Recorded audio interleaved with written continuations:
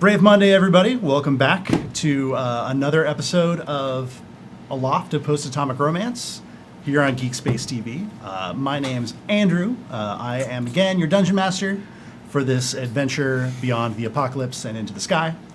I am joined once again by some pretty cool folks. Welcome back, Holly. Yay! Holly, once again, playing Yolanda, or Lando, a paladin, also the head of security for the Calamity Jane. I feel like we should have had the Welcome Back Cotter theme queued up. Copyright infringement. Right. Yeah. Do us a favor and just do it yourself on YouTube. Yeah. Thank you. I'm sure within seconds someone will have the link in the chat on the Twitch channel. We're waiting on you. Don't let us down. Speaking of other great ideas, or a person who has other great ideas, hey George, welcome back. George is playing Getty, who's a doctor and a bard, and the engineer on the airship. Good idea is a stretch, I think. What's that? Good ideas, that's a bit of a stretch. Don't you? But it's one I'm willing to make. I think a it's little one we're faster. always rewarded by making and extending. Also making and extending like my arm is doing towards Corwin, who's playing Theo, who's a ranger and a pilot and a drone wrangler. Joined once again by his adorable flying companion, sometimes loping companion. Sometimes loping, sometimes flying. Yeah. Peregrine, his drone.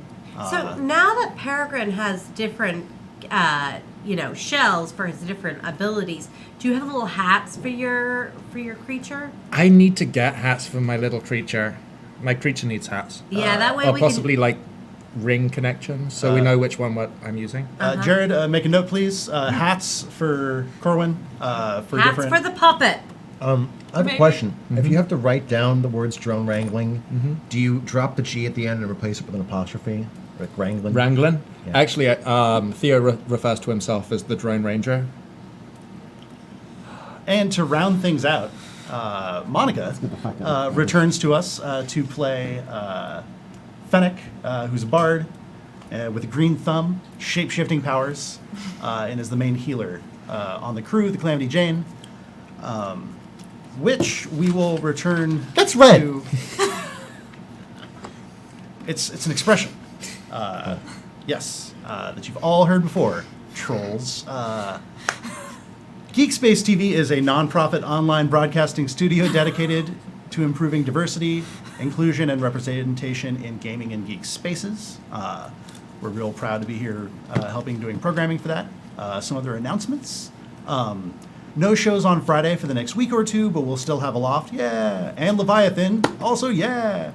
Tune in for both those shows at 7 p.m. Pacific on their respective nights. That's Monday nights for this, and Wednesday nights for Leviathan Distant Stars. Shirts from the giveaway last month? June? Yeah, Pride Month. right. We're ordered. We'll get them out to you all ASAP. Expect a party to come up on Saturday the 18th. It is GeekSpaceTV's 1-year anniversary of streaming. More information on that is going to be coming soon. So watch the shows on this space and watch the social media feeds for the studio and get those details out to you. Also, if you're going to be at PAX, let us know. Again, Twitter's probably the best way to reach out to GeekSpace. Various GeekSpaceTV cast and crew will be on a bunch of panels, and they'd love to see you. So that's what's happening in the real world with this really cool studio. In this like fictional post-apocalyptic future, last time on Aloft, a post-atomic romance. So what happened? You went back to Rapid City. You looted that, attempted to loot that building materials plant at the north end.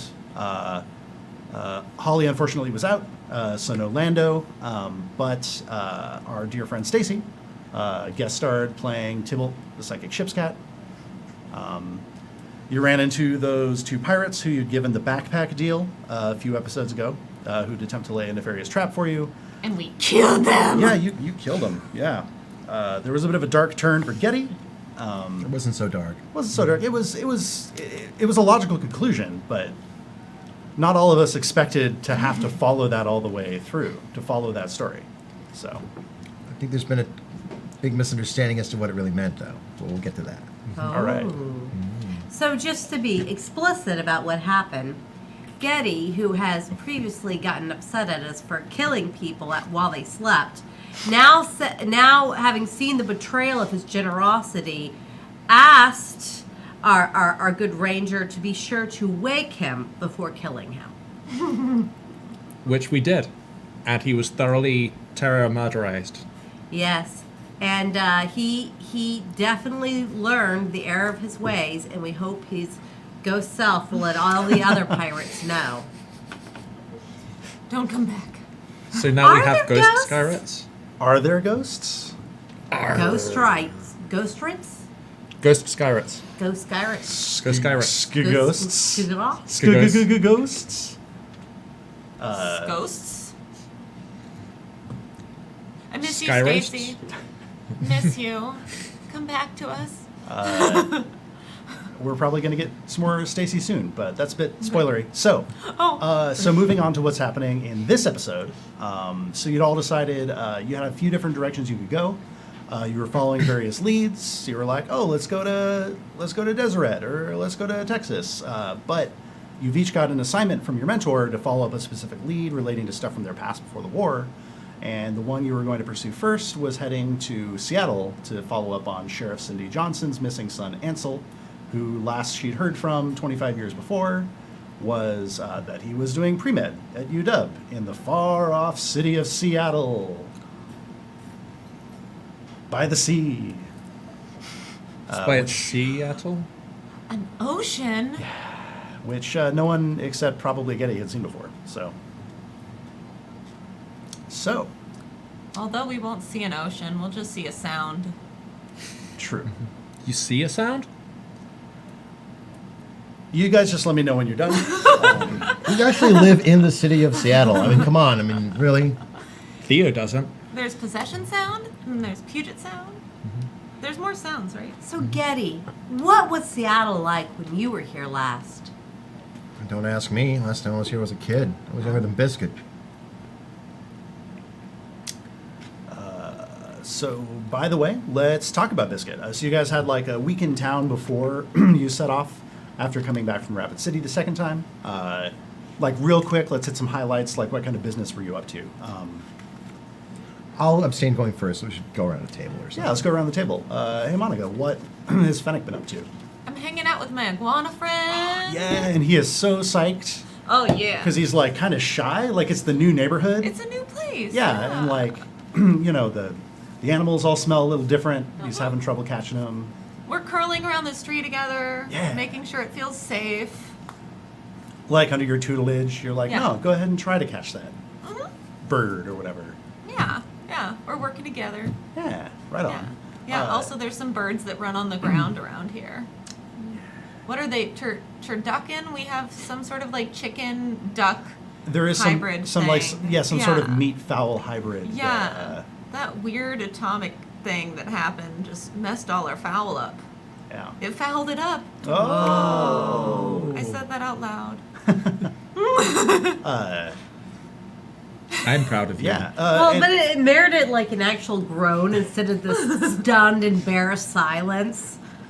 yeah, that's pretty good. I feel like besides inspiration, I should have like an alternate bonus I can hand out. Aspiration?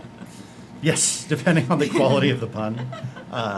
If you get 3 aspirations, you get 1 inspiration. It's a track, it fills up. But yeah, also those plants are coming along pretty well. The ones that you'd taken from the mutated grove that the robots were tending in Yeah. Rapid City. Yeah. They're We have some cuttings too, which I'm probably trying to propagate with some root growth and water and some in some soil and seeing how they do. right. So Grandma Guy is like trying to handle most of that because you're often away on the airship.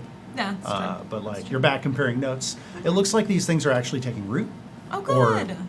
accepting being grafted onto things. Yeah. It'll be a while before they bear fruit or before this transplanted rubber tree actually is producing like usable like sap for latex. Mm-hmm. But like it's on its way. It's pretty promising. Excellent. Grandma Gaia really knows her shit. So yeah. She sure does. Cool. Any business for Lando? Not much. I think I'm just, really getting into the vengeance thing. Uh-huh. Yeah, because you know, there are certain oaths that we take Right. when we come to be level 3. Yes. And that's a kind of a serious thing, and it's a lot of like introspection and talking it over with the sheriff about, you know, my feelings. We talk about my feelings, about seeing, you know, these pirates and how they're hurting people, and I make a few swearing to fight the greater evil, no mercy for the wicked, and restitution, though, I think, is a very important Oh. one. And that's about trying to go and help people after they've been damaged by the evildoers. Nice. So I'm picturing you and the sheriff having these conversations, like not in our office, but like on the battlements of the wall Yeah. around town, like after dark with like the moon high and the stars out and like staring off into the outside beyond the town. Yeah, because, you know, I really kind of just grown up in this town where everybody kind of gets along to get along. And you go out and you find out some people are just assholes. Yeah. And you know what? They Fuck occasionally- those assholes. They occasionally show up with like themed masks and guns and try and take your stuff too. So Yeah, but I don't know. There's just something about going out into the world and discovering that there are sharks and there are Jones jets. we'll get to that in a minute after we've gone around the table, by the way. I know you're all waiting for it. He's gonna fire us. That's, But he did that last session. Oh. Oh yeah. So, about the fire. Yeah. oh, yeah, there was quite a bit of fire, yeah. It's really. So cool. Is there anything else besides just like, all right, you've got your oath in place, like your mentor is like guiding you towards this, like, Yeah.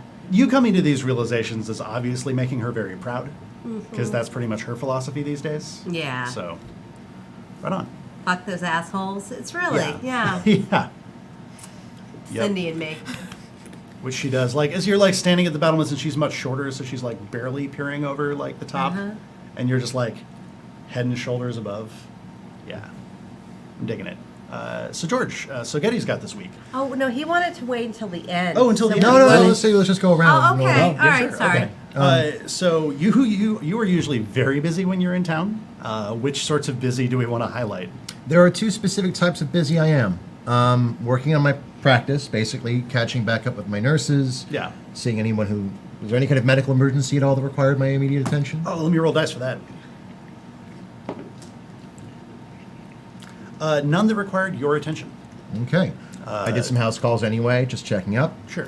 And every other moment I wasn't doing that, I was hanging out with Biscuit, even if just reading in the same room as him. And anytime anyone wanted to come and talk to me about what happened last time, I said not in front of the kid, and then ignored them. All right. Nice. Do you have inspiration right now? No. Why don't you have some? And as a reminder, to help me keep the inspiration flowing, whenever you notice another player doing something particularly like inspiration worthy or really playing to like what you think are the cool things about their character, remind the DM to hand them inspiration. I trust you guys with this kind of thing. So cool. So you're spending time with Biscuit, doing your house calls. An interesting thing happened where you came back and there was a bit of a an issue with like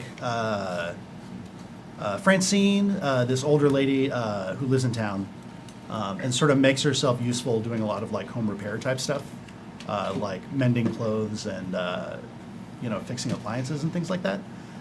She had an old autoimmune disorder that she can mostly get by with, but occasionally there's a flare up and like she's got really bad inflammation and things like that. While you were gone, she had an episode. And name me your two nurses again. Mackenzie Kinsey and Joseph Arenga. So Arenga has it. Those are the nurses in the ship. And you came in to do a checkup because like you're the overseeing, like you're the most senior medical person in town. And Arenga stiff arms you, and he's like, I took care of this. This is fine.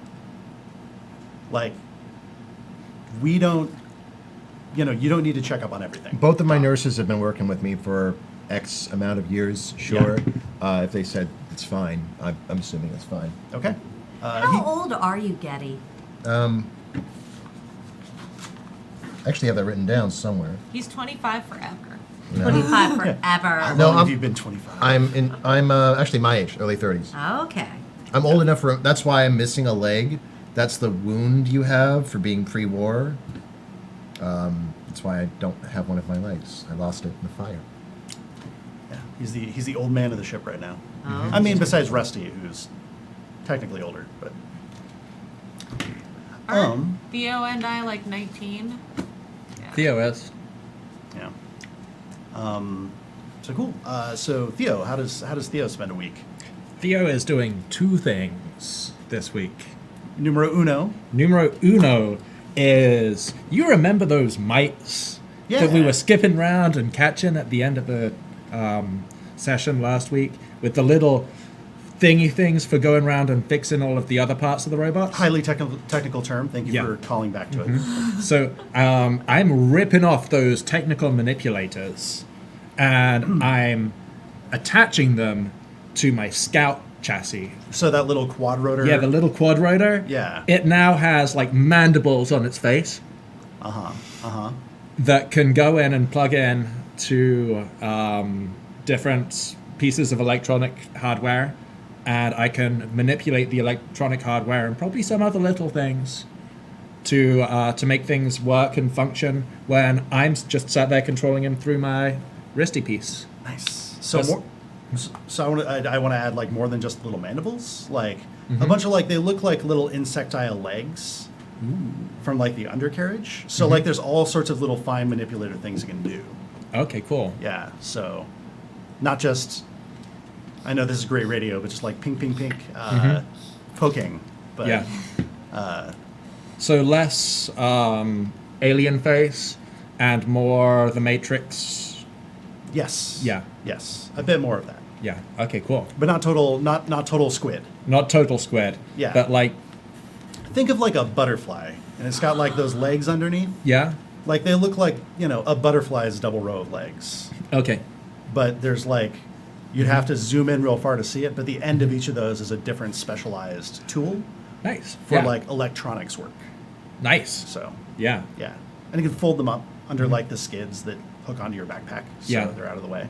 These skids have probably actually been modified so that the legs now are actually come round and clamp on. Oh, okay. So it's not just it's the legs, but it's also the wraparound clamps Dope. for the double rails of my backpack attachment. Nice. And this means Peregrine then in quad rotor scout form can like also like cling onto things sideways, like doesn't have to rest landing straight down on something. Just something Yeah. to think about. Okay, cool. Park Yeah. them on a roof, park them on a tree, that sort of thing. Yeah. Yeah. I will park them on many things. All Got to right. catch them all. Awesome. Great. The other thing, The numero dos. numero dos, You did mention is two. I need to sit down with Rose and go over all of the maps we can find. I not just go over with Rose, but also go over with Captain Perry. Captain Perry, all of the things that we would need to know in order to design an approach plan for Seattle. Great. So Captain Perry is happy to. So he brings out. So the original. Also, I'm assuming that the Bluebird has left. Or the the Bluebell Blue has Bell. left. Yeah, the Bluebell is left. So while you were gone, they finished repairs. Enough repairs that they could get. They're probably gonna do like the Utah route back to Texas. Finish their repairs there with people that have specialized parts for repairing airships, as opposed to the make do kind of Yeah. thing you do up here. Like, no offense, but they pieced out. Yeah. Don't blame him. Yeah, so they help you plan out the approach. This is also great radio as Andrew opens up the tab where he's looking at a route. So yeah, he recommends that you go west. No way. Yeah, you're gonna steer through Montana, keep south to avoid the completely bombed out old missile ranges.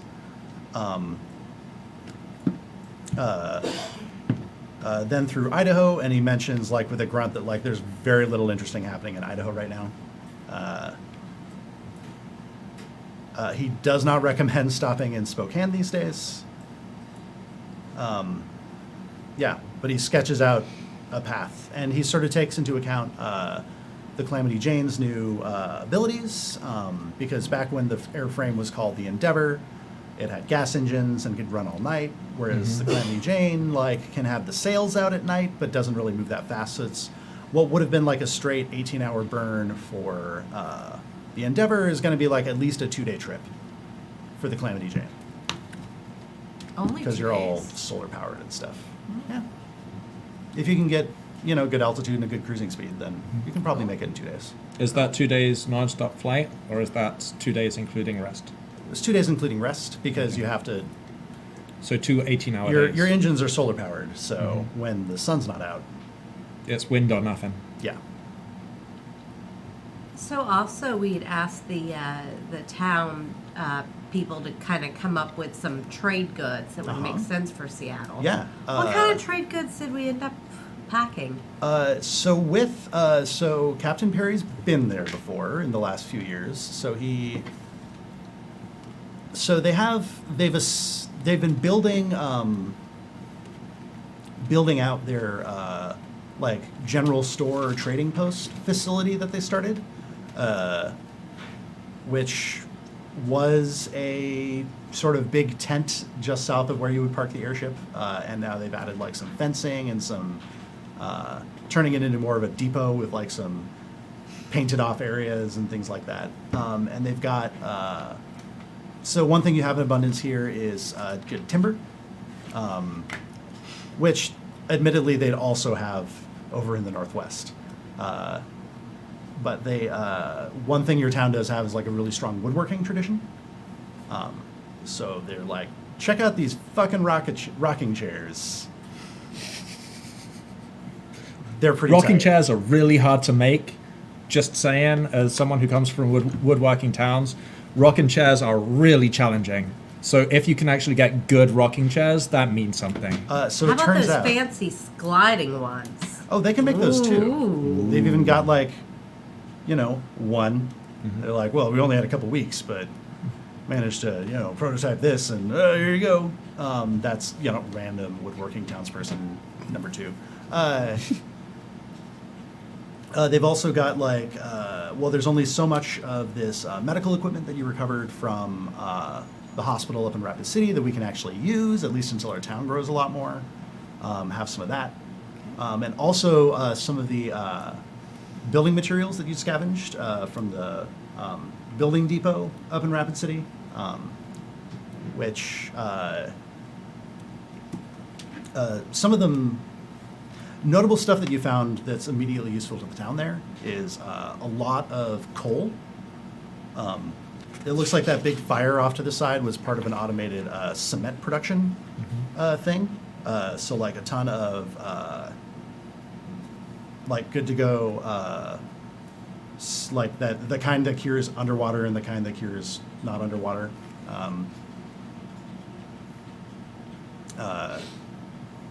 Things like quality scrap metal. You don't have any like really unique treasure right now to share? That's kind of a problem, isn't it? That we're so Yeah. isolated, we just don't have trade goods, really. Yeah. So. So the coal and the cement are things that we're leaving in the town for construction purposes. There's a bunch of both, and you can totally take some with you if you think that is smart. I think wet cement, like cement that is able to dry underwater, could be useful in like, I mean, I keep on hearing about these seas, and I hear that the sea is just a whole bunch of water. So a city that's by a sea or by a sound might want cement that works in water. 2/3 of the water is the world is covered in water. Whatever. I saw that in a book, but I still don't buy it. 2/3 of all of the world is covered in sky, and we've got an airship. That doesn't even make sense. Neither does 2/3 of the world being covered in water. No, that makes perfect sense if you think about like a self-sustaining ecosystem. Okay, whatever. Yeah, he stopped his math education in 3rd grade, so. And yet he's got robots? Mm-hmm. Hey, robots make sense. There's math, and then there's math. And then there's geography. What I do you got program intelligence and wisdom, but I don't have experience. What do you Yeah. program those robots with? Visual Basic? C. Direct and C. But you don't know map. But All right. All right, cool. So your hold is filled with like uncomplicated but like middling value trade goods. Like you guess, never mind. I was going to make a Magic the Gathering reference that I won't bother. Tap that. Which is enough. Which should be enough at least to like buy you docking rights and basic supplies and stuff once you get there. So. Do we want to bring any meat or like local boozes or food things? Oh, they can pack a few barrels of that, definitely. And hides. One thing that this town does do is bring in a lot of game. So Yeah, from the Rangers probably. so the Rangers contribute like a stack of hides. Any fancy ones? Some really, really big elk. Yeah, there are like monstrously large versions of the woodland creatures. Elk, bear. Elk, deer, bear, stuff like that. Occasional mountain lion. Bring a really big bunny. This is Bunnicula. Sorry, is that copywritten? I'm sorry. We can reference it. Bunnicula makes great gloves. With So- little like Vampire gloves. Go ahead and throw me a piloting roll. Okay. From Theo. I'm going to use the dice that I... Yeah. nice. Yes. What at? Are we using Dex or Intelligence? Right now you can use whichever one's higher. Okay, so that is a 24. 24. That's fantastic. So Yeah. so there's a little bit of one of those Indiana Jones The map. travel Yeah. things where like there's the dotted line and then you're filling in the dotted line perfectly. And there's some snapshots in the corner of like, oh look, we're steering around those craters that stretch across the horizon in Montana, and like, oh, we're like there's a bit where you're flying past Spokane, and there's a bunch of people standing on a roof waving at you, and you keep flying, and they dejectedly get off the roof and go back inside. Are they waving at us like this, or are they shaking their sand people guns at us? It's just it's what's the word? It's just it's fuzzy. There's this Out of word. focus. Yeah, it's just thank you. It's just Okay, out of yeah. focus Yeah. enough that there's some ambiguity. Okay, Yeah, I'm picturing it's like those overly aggressive, uncontacted islanders off the coast of India, who like The what? Sentinelese. What? The Sentinelese. Yes, Yeah. yes. People would come by. They would just keep shooting their arrows at helicopters. And around about the 70s, they said, "Okay, message received. Later, guys." And now there's just like Yeah. they don't want to be bothered. And you Yeah. know what? They're Sure. right. Yeah. Western Yeah. civilization brings only despair. I mean, you know. So, yeah. So we're going to cut to the scene where. So the Calamity Jane is coming in over the sort of low peaks off to the east in the Puget Sound region.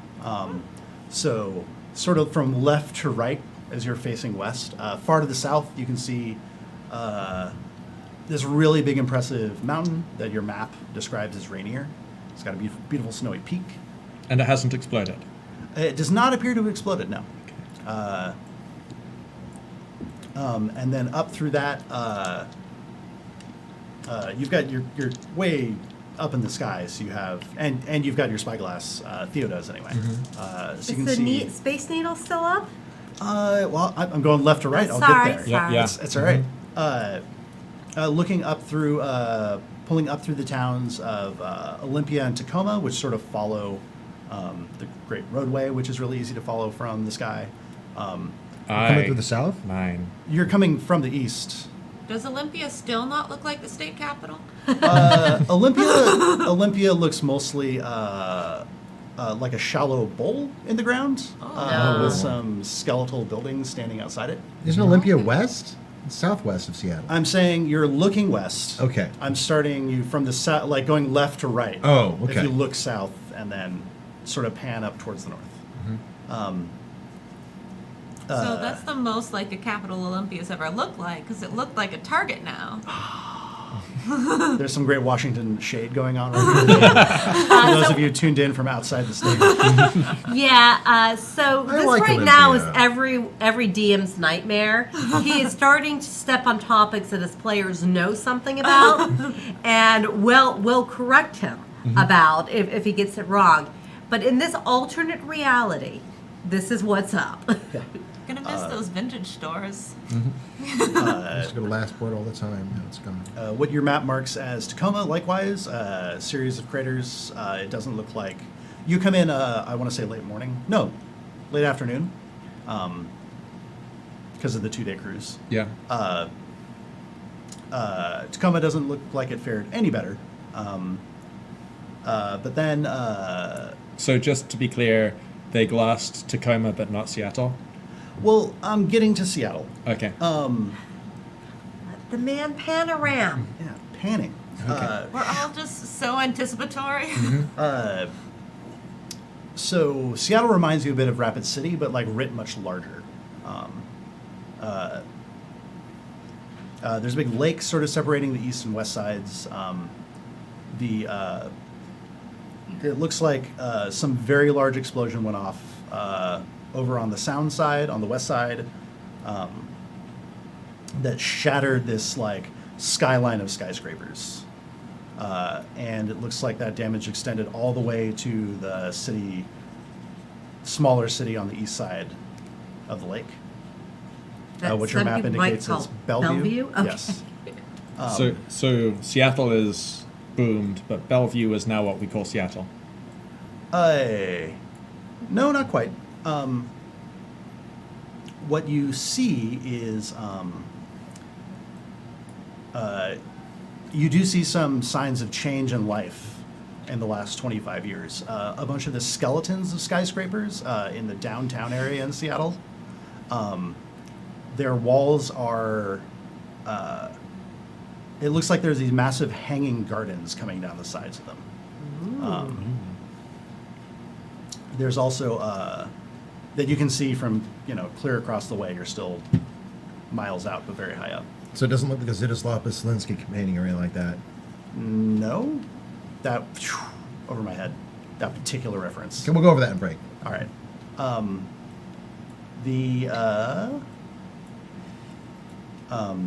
The rest of the city just sort of reminds you of Rapid City, except whereas Rapid City was deserted, except for the occasional pockets of someone might be living here, like a fire or something. You see what looked like a patchwork of small towns across the old metropolitan area.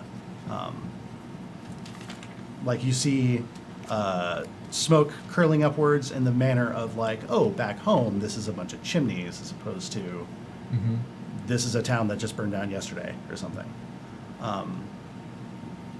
You were told to, so what you were told to watch out for by the sky captain was be careful coming in over the east side.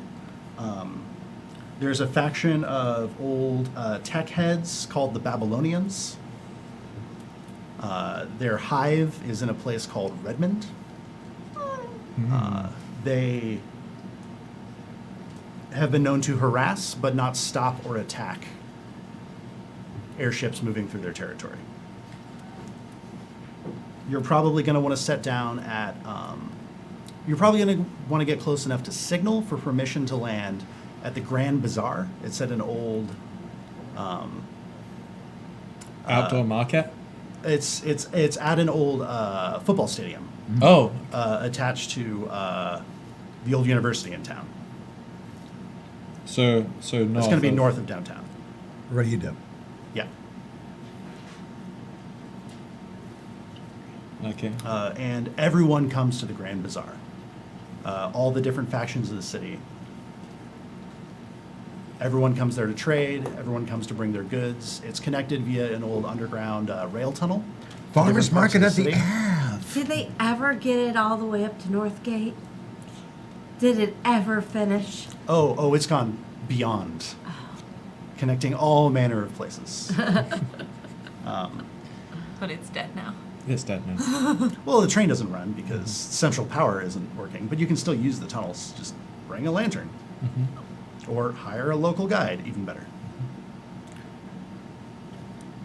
That's So, right. if they don't have room or you don't get permission to park at the Grand Bazaar or to land at the Grand Bazaar, they will direct you to an alternate landing site. Overflow parking, one might even call it. Yes. You have to touch down the Arboretum. Question. Yeah, Do we see other airships on the approach? you do. As a matter of fact, so I haven't given you that much information, but do you want to do anything different with your approach, or the old Sky Captain told you it's probably safe to just go in over the ruins of Redmond and Bellevue and go straight across the lake, but you can steer around if you want. You see a small black enveloped airship holding station over the place on the map marked Redmond. But you also see another one about the size of yours, with probably another cargo or tramp zeppelin, coming in over the water towards where you assume the Grand Bazaar is. Okay, so that's flying. One the same size as us is flying on the same route we're going to theoretically be taking. Yes. It looks like it's coming in from a bit further north than you, but it's still going roughly east-west coming in. Are Oh. there sea monsters? What, like in the lake? Yes, because I think this is the biggest body of water that several of us have ever seen. Oh, yeah. Is this I the think sound? That's the sound. That's the sound? Okay, wow. It's not even the whole of it. It's a small amount of it. Did you ask the Sky Captain before you left if there are sea monsters? Or Here, are you just show me looking up. for sea I'm monsters? just looking That's for where sea we're All right, monsters. throw some 'cause perception at it. Oceans. You know what? Oceans. I It's just gonna I keep want going. more sea monsters in my life. But you no. don't see But any. I don't really see Actually, you anything. see anything you want to At see. 6. There be monsters. The answer to your question is going to come after I get the answer from Theo about anything special with the approach, or What time just of sort of day as is it? scripted. It's late afternoon.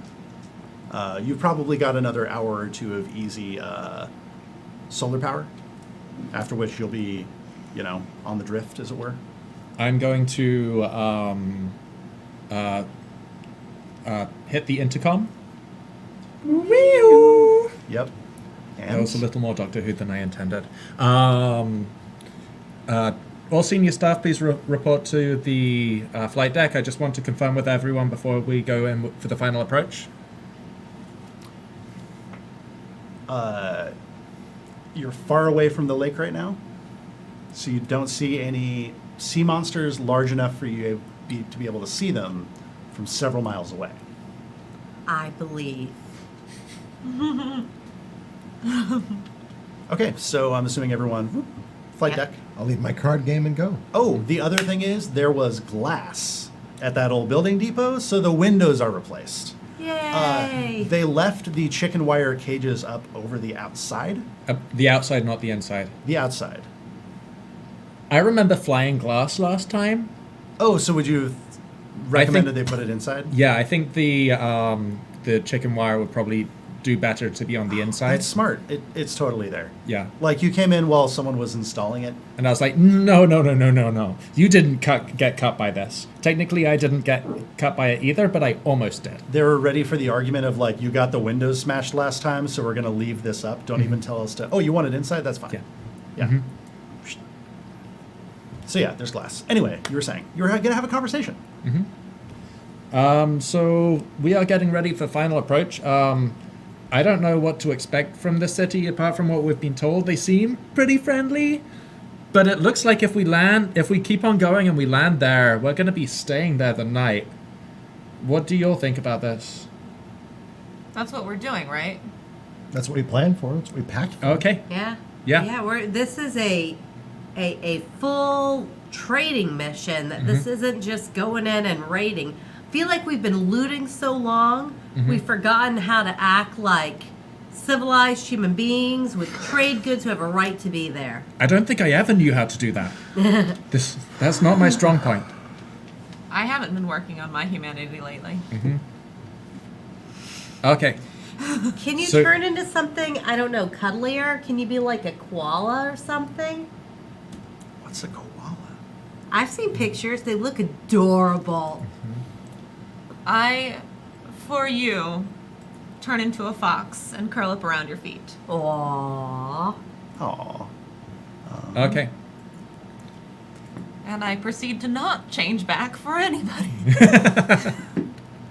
Okay, so coming in on final approach, could you get everyone ready for landing stations? I'll take care of it. And I leave. I'll go grab the Niccolo. All right. Do. Just checking something real quick. All right. Yeah. So, sorry, I was checking my notes while you were finishing this conversation. So your answer is you're just going to head on in? We're going to head on in. All right. Who gets to dangle by the ankles to do the semaphore? Well, that's if their radio doesn't work. Do the what? The semaphore, the The flag semaphore? signaling? Yeah. Can I do that as a fox? Do foxes have like strong enough grabby hands for I don't think little they have flags? the thummy bits. I'm Okay. not a raccoon. It would require a My tail is flamboyant, though. just signaling with. with a single tail. Oh man, fox semaphore. Hold on, I'm writing this down. Fox. Raccoon semaphore could be a thing. There we go. So Definitely could. yeah. I But- yip at you a lot, trying to be very adorable. By the way. Aww. So Lando, you're going to be in position just in case we need to be signaling. Sure, let me know. Okay. So as you're coming in over the spot marked on your maps as the Hive. You're intercepted by a squadron of they're quad rotor flying robots, probably. Like Peregrine, but larger. Like Peregrine's the size of, small enough to fit on your back. These are like, horse-sized or larger. Man, I mentioned a lot of things are horse-sized. They're like car-sized or larger. Are we talking like a compact or like a sedan? We're talking Toyota like a Corolla. We're talking like a pickup. Okay. Pickup. Like a truck size. Yeah. Oh, so those are significantly larger than Peregrine. Well, yes. Well, like 4 of them are like motorcycle-sized. 2 of them are much larger, and they have the same basic structure as Peregrine does, except these are all painted black. Okay. We said 4 hover bikes. How many pickups? 2.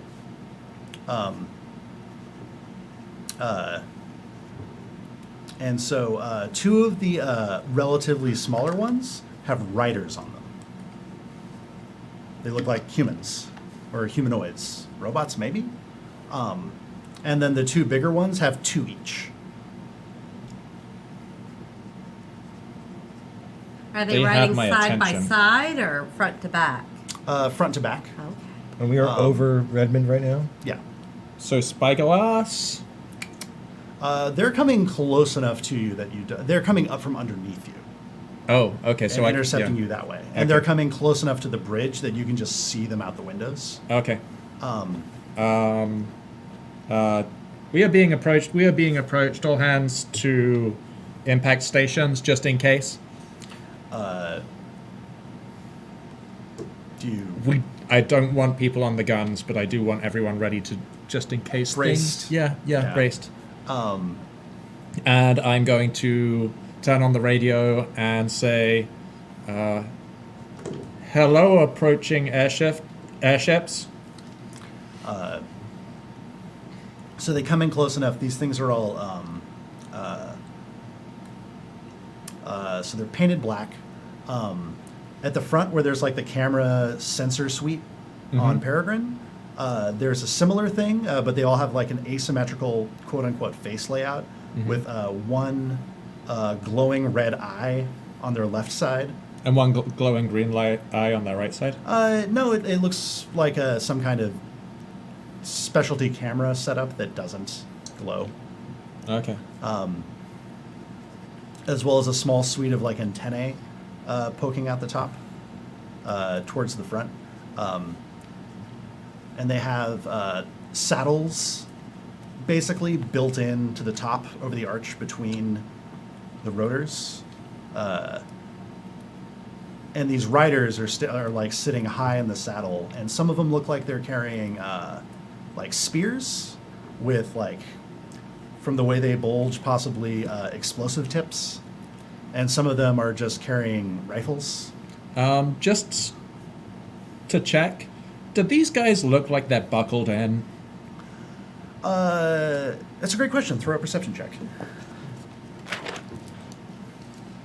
I'm taking so many notes and taking down all of my dice rolling space. Oh, yes. Do I get any bonuses for having the spyglass? The spyglass would mean you don't get penalties when you're looking at it from much further away. Okay, so that's a 19. 19. That's Yeah. pretty good. Yeah. At that rate, you notice that each of them is holding their weapon or other instrument in their right hand, and their left is touching. It's like it's magnetized onto a specific spot next to the saddle. That's cool. I'm gonna hop up onto somewhere where I can look out. I'm assuming somewhere where Tybalt would also be hanging out, and do a little perception too, just to be like, I just want to see what's going on. Yeah, you're up there. So like, I'm sorry, like towards the front, or do you want to get up on top, or? I was thinking since we're all in this front room, I would just try to get so I can see through the window. Oh, sure. Yeah. You're there in fox form. Tybalt like climbs on your head for like the double decker like two animals peering out the window effect. Yeah, you see them. They buzz like dragonflies, like just matching your I speed. cut back the and- engines when they're approaching, so it's not to full stop, but so I'm slowing down and obviously letting them approach. I'm trying to be as non-threatening as possible. Cool. So the figures riding on these, they look like they're fully armored and their faces are obscured by masks, like high-tech soldier masks, not like spooky shark masks or anything like that. Okay. They're all dressed in blacks, grays, and reds. More Jinro than Jaws, you might even say. Yeah. Oh, thank you. They've got fancy-looking helmets with like a little radio aerial sticking out of one side. So they are on radio, They appear to be, yeah. and they're not On some kind of responding to my radio. hail? No, they're not. One on the two, one of them that is on one of the two pickup-sized ones, slings. It looks like he has like an assault rifle or something. He puts it in a strap on his back and pulls out like those blocky binoculars that Luke has towards the beginning of the first Star Wars movie. Yeah. It looks like that, except the color is very much on theme, and holds it up. So we're saying red. Yes, and then a like laser scanning thing sort of sweeps through the cockpit. Should we make start the semaphore? Make Yeah. make a charisma check, by the way, for that excited wave you just mined. Just a straight charisma. Good luck. Just strict charisma. That's on brand. That's a 7. That's a 7. You notice, so this guy who's doing the Ow. binocular scanning thing is on the back of one of the two, and like his driver Basically, you just see him shake his head. Like, nah, kid, nah. This guy's a muppet. Did you want to start up the flaggy thing? This is Yeah, I was gonna dangle and flag. Cool. Right now they're buzzing around the cockpit. They're not. If you dangled out the bottom of the cargo bay, they would not see you. I'll just start semaphoring right. Just through the glass, Through the right glass, there. yeah. Sure. What do you signal them? What's the gist? The gist is going to market. Let us through. here to trade. Trading, peaceful trading expedition. Peaceful trading exposition. Yes, exposition. They. If you're just listening to this, Holly's doing this wonderful arm slappy twisty thing. Yeah. That if you watch this, it's very adorable. A couple of them incline their heads as if they're like in conversation. Can I pan through the channels while Yeah, they're doing this? Actually, yeah. One of them has KEXP. You hit one of them where you hear some squawking back and forth. That sounds a bit like when you're listening into encoded digital transmissions between your drone, like your drone and your drone controller. So you surmise with your electrical engineering knowledge that it's some kind of encrypted radio, Okay. encrypted digital transmission. The one with the binoculars stows the binoculars back on his totally tactical utility belt. And then Are they wearing utility kilts? these ones aren't. Okay. These ones. Because I might have to just start shooting at that point. Gives you a wave through the window, and then flashes you a thumbs up. And then the whole formation of giant dragonfly drones descends back towards where they came from. Those were cool. Do you think we can get some of those? Guys, we are so outclassed. Like, everybody else we've been seeing have just been cobbled together pieces of shit like us. They got, like, radio encryption stuff. Right. This isn't even the only city like this. I think if you went to Desiree, you'd drop your jaw. I'm already dropping my jaw. I'm dropping her jaw. Me and Tybalt are just cuddling on the floor, like, whatever. I don't know. I don't know if Tybalt would cuddle. Roll did for you- cuddle. I like Hill City a lot, but it's the sticks. Yeah, Tybalt doesn't cuddle that much when you're in human form, except very limited and on his schedule entirely. But he's like fine being closer to another like fully fur-bearing mammal. Yes. Okay. It's not even necessarily affectionate. It's No. just like this is how we do. Yeah, Yeah. exactly. We're just hanging. Yeah. And did you see the way they all came up together? I know! Right? They have actually been drilling! I know. They're just not some yahoos who came in off the farm one weekend. We need to take at least some of this knowledge back to the sheriff. He's gonna love this. She's gonna love this. You continue in. Yeah. Yeah. So make another perception check, Holly, for Lando and sea monster spotting. Oh, this time we got up to a 7. All the way up to a 7. Yeah. Yeah. You think you saw something, and as soon as you point it out, like whoever's nearby that you pointed out to is like, that's ridiculous. Sea monster! I don't see anything. Is very close to a sunken span of bridge. Maybe it could have been the light playing, but like you know what you saw. You Yeah. know what you saw. Looks like a broken bridge. I'm sorry. So, Okay. make it across the lake. Meow. What was, so that was over the hive. Where was the hive? Hive was Redmond, Redmond. on the east side of the lake. I thought Redmond was where the Babylonians were. Yes. Okay. You just met him. Those were Babylonians.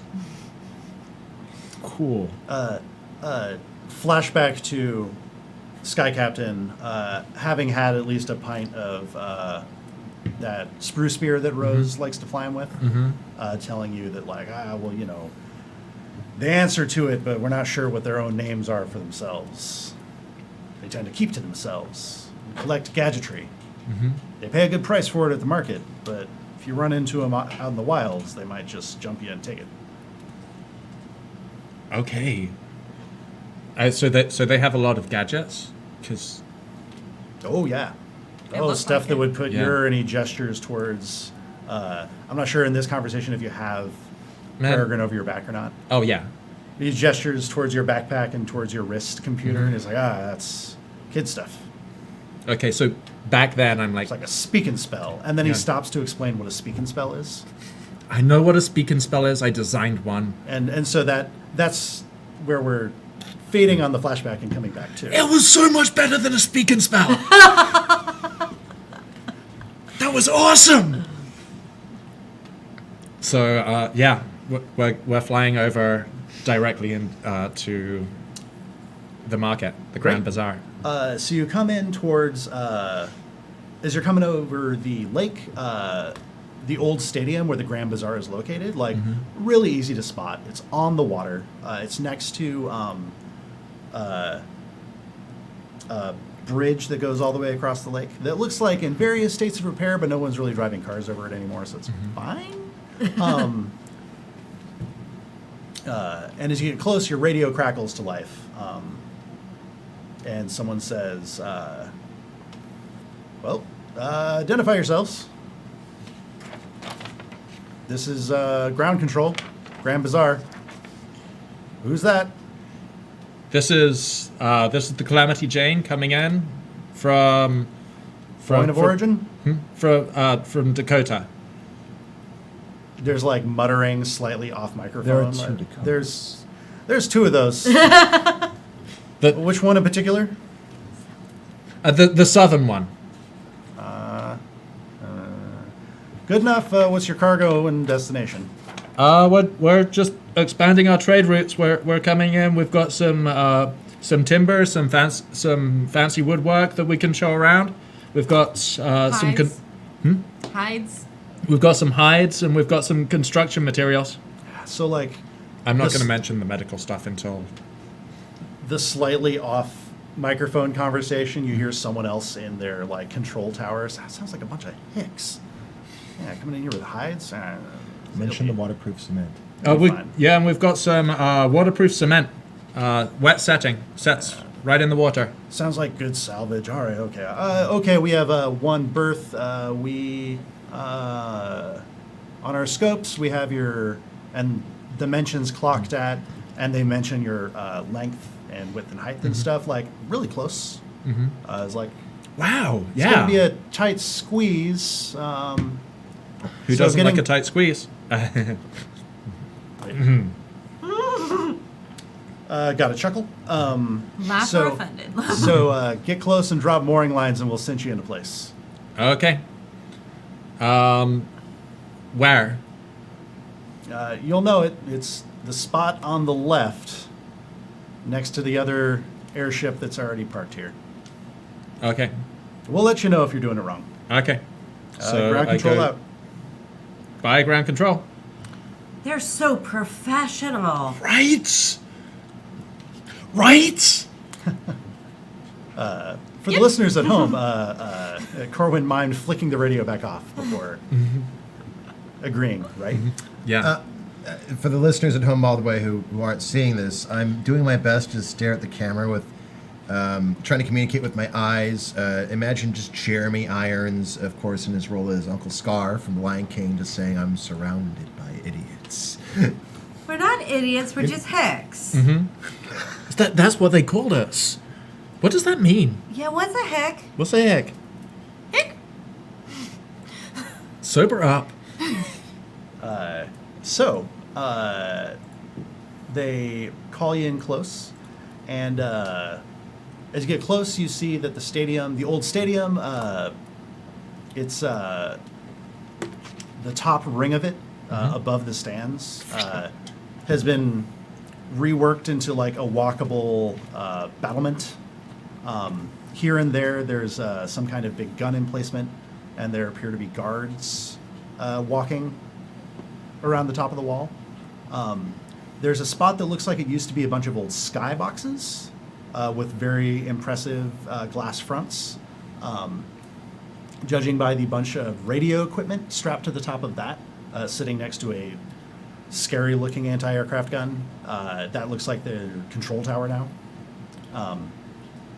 And looking down in, you see the interior dimension is like much wider than the mere necessity for football, such that one airship your length is already parked there, and there's enough room to park yours next to it, lengthwise down the field. Is this the same airship that we saw flying over Redmond, flying earlier?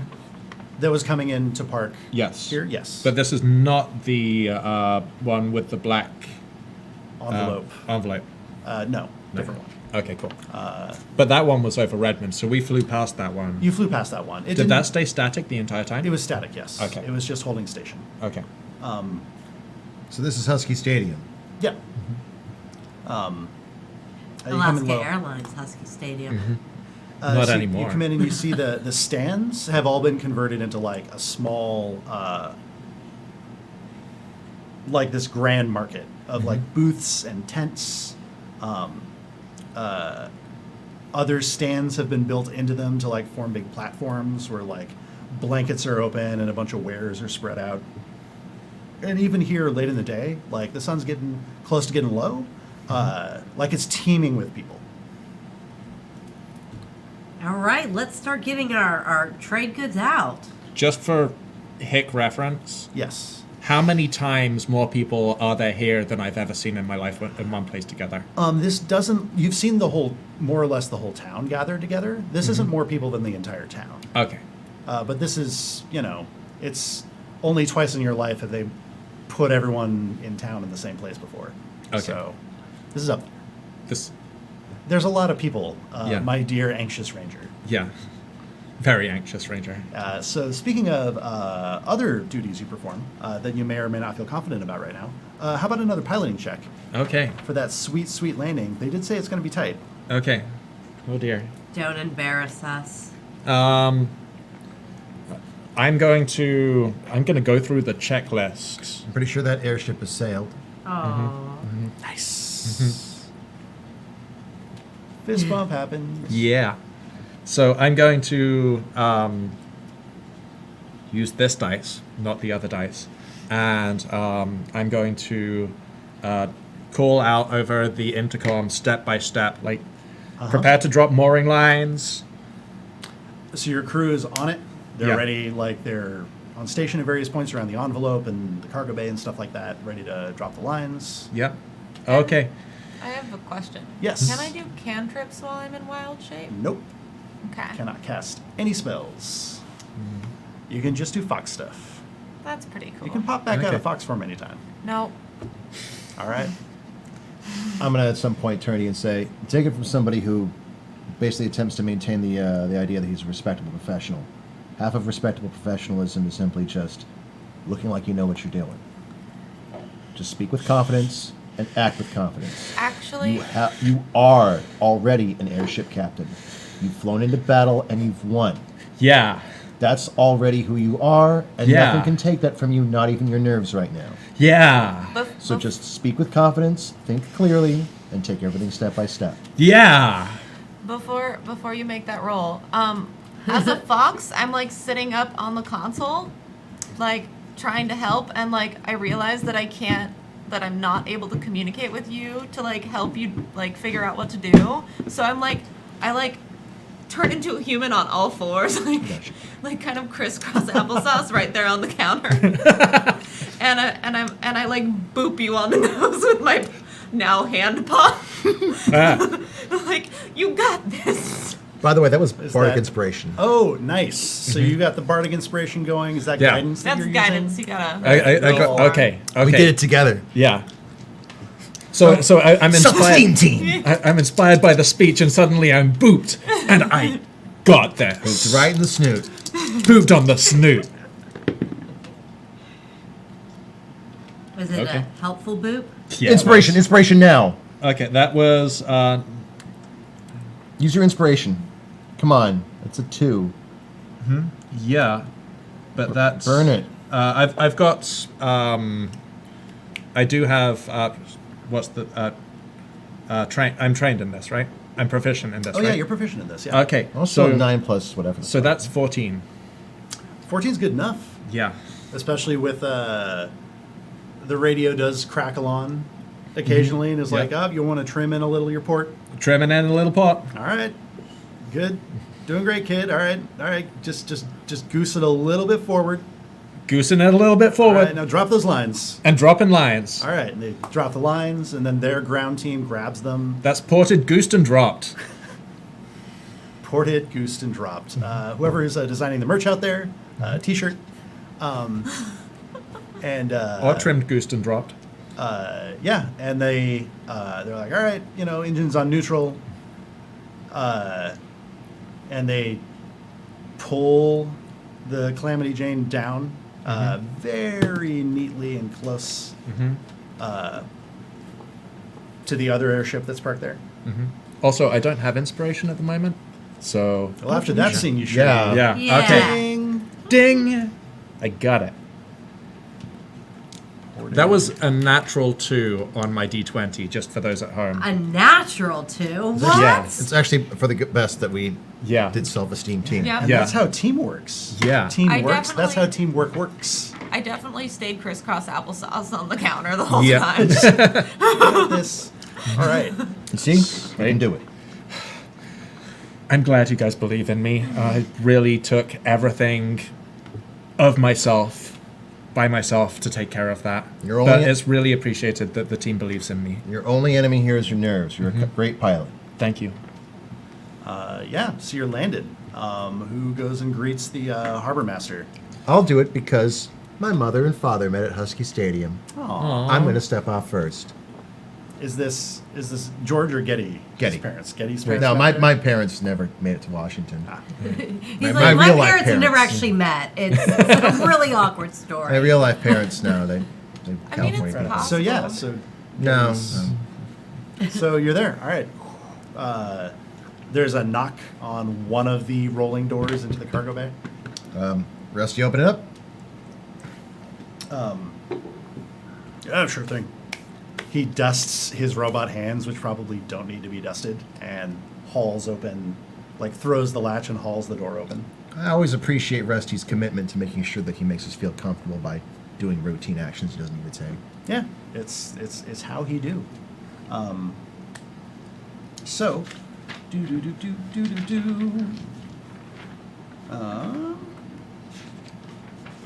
Yeah, there is a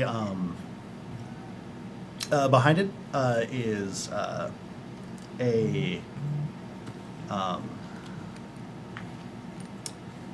woman, middle-aged, a bit older than Getty is, with a ledger and a clipboard, and her two compatriots are larger, musclier men. They're all wearing these purple athletic jackets and hats that various piecemeal bits of armor have been strapped to. She says, "All right, Calamity Jane, huh? You Custis? You the captain?" Captain's over in the pilot bay. I'm Dr. De La Cruz, but I can invite you in. Well, that's kind of the deal that we do here. Mission granted. Step aside. All right. And her bodyguards swagger in a bit, like, their customs, their security. They do own the place, or are, the agents of owning the place. My character runs out with the bouquet of wildflowers that I brought for meeting the new Seattle people that Uh-huh. I've been keeping fresh in my room. Like, did you gather these back home, or have you been growing them in the I've hydroponic been growing system? them in the hydroponic Nice. system. So they're like super fresh cut. Yeah. Nice. You're just going to give one to a security guard? This Just is imagine a my- big swagger, Yeah. swagger. This is my first contact with this new land. You hand it to her with the clipboard. I hand her, I hand her like a bouquet of flowers. She takes it, says thank you, immediately passes it off to the bodyguard on her left, and like out loud notes like, "Manifest starts 1 bouquet wildflowers."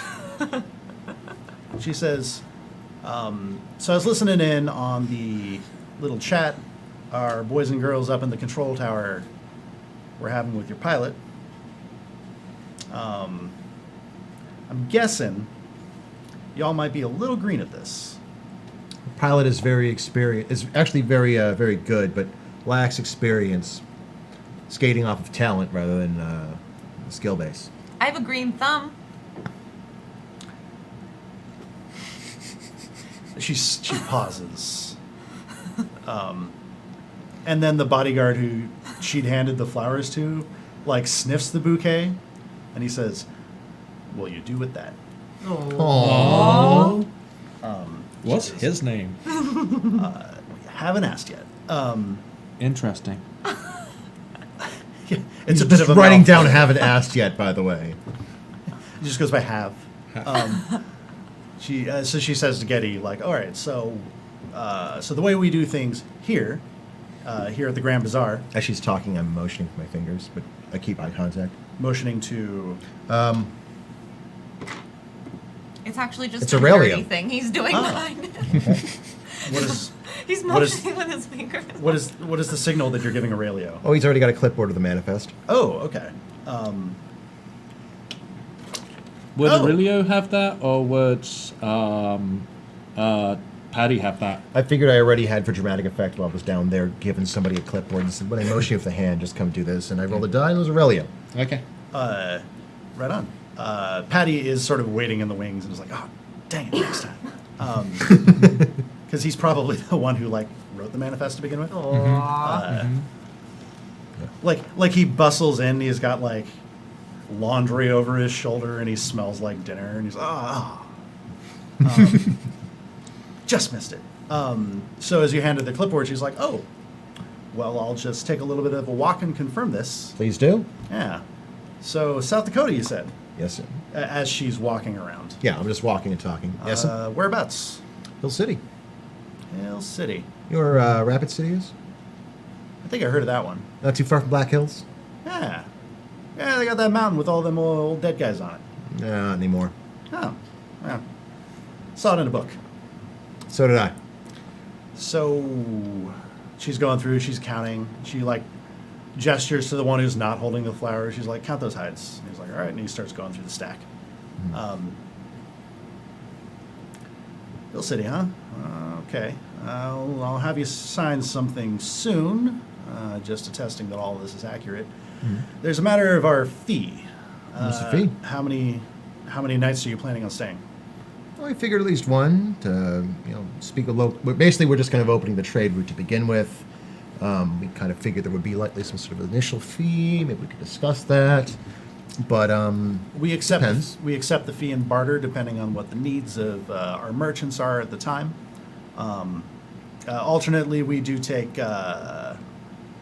Deseret dollars if you happen to have them. we don't have any Utah script, I'm afraid. It counts for currency here, though. Well, enough trade comes through here. You're going to want to bring trade goods. You're not going to get a good deal bringing in that Utah script. Anyway, and so she looks over everything that you brought. She's like, "Well, I think we'll take the chairs. Just one night, you said? Maybe two. Maybe two? TBD. TBD. Well, for tonight, then, give me the chairs, give me half those hides. And holy shit, is that glass intact? Like someone's stuck in a stack of intact. I've been around the block. Window glass. It's a little much for a harbor fee. All right, so we're haggling now. We are which we're haggling gonna now. knock down to a simple opposed skill test. Also, side note, and we would all be aware of this, the chairs are demonstrations. We're not necessarily trying to sell those, but it's more like this is something that we can make. Right, but that's Yeah. exactly what we want to get rid of through the harbor fees. Okay, Because yeah. that'll immediately go into local economy and show us off. Okay, It's the cool. it's the Is that- best way to disseminate That's it. how that works. And something like this, absolutely. And be like, where'd you get this chair? Oh yeah. Everyone who's probably doing trading has to talk to the harbor folks. They all have to go to this dry dock here, basically, for airships. And if the harbor folks suddenly have all these good chairs, where'd you get that chair? Hill City. What? Where's this Hill Create- City? Create demand. Exactly. Because you All right. demand. Persuasion? Yeah, persuasion. Persuasion is the skill you'd use if you didn't want negative consequences. You could use intimidation if you didn't like them. I'm better at persuading people than intimidation. All right, persuasion sounds good. Oh, Natural fucking 20. Also, Oh. I have a +7 bonus. We're going to talk about those furs. I don't All think right. we just need it for a fee. I mean, those chairs are quality crafts.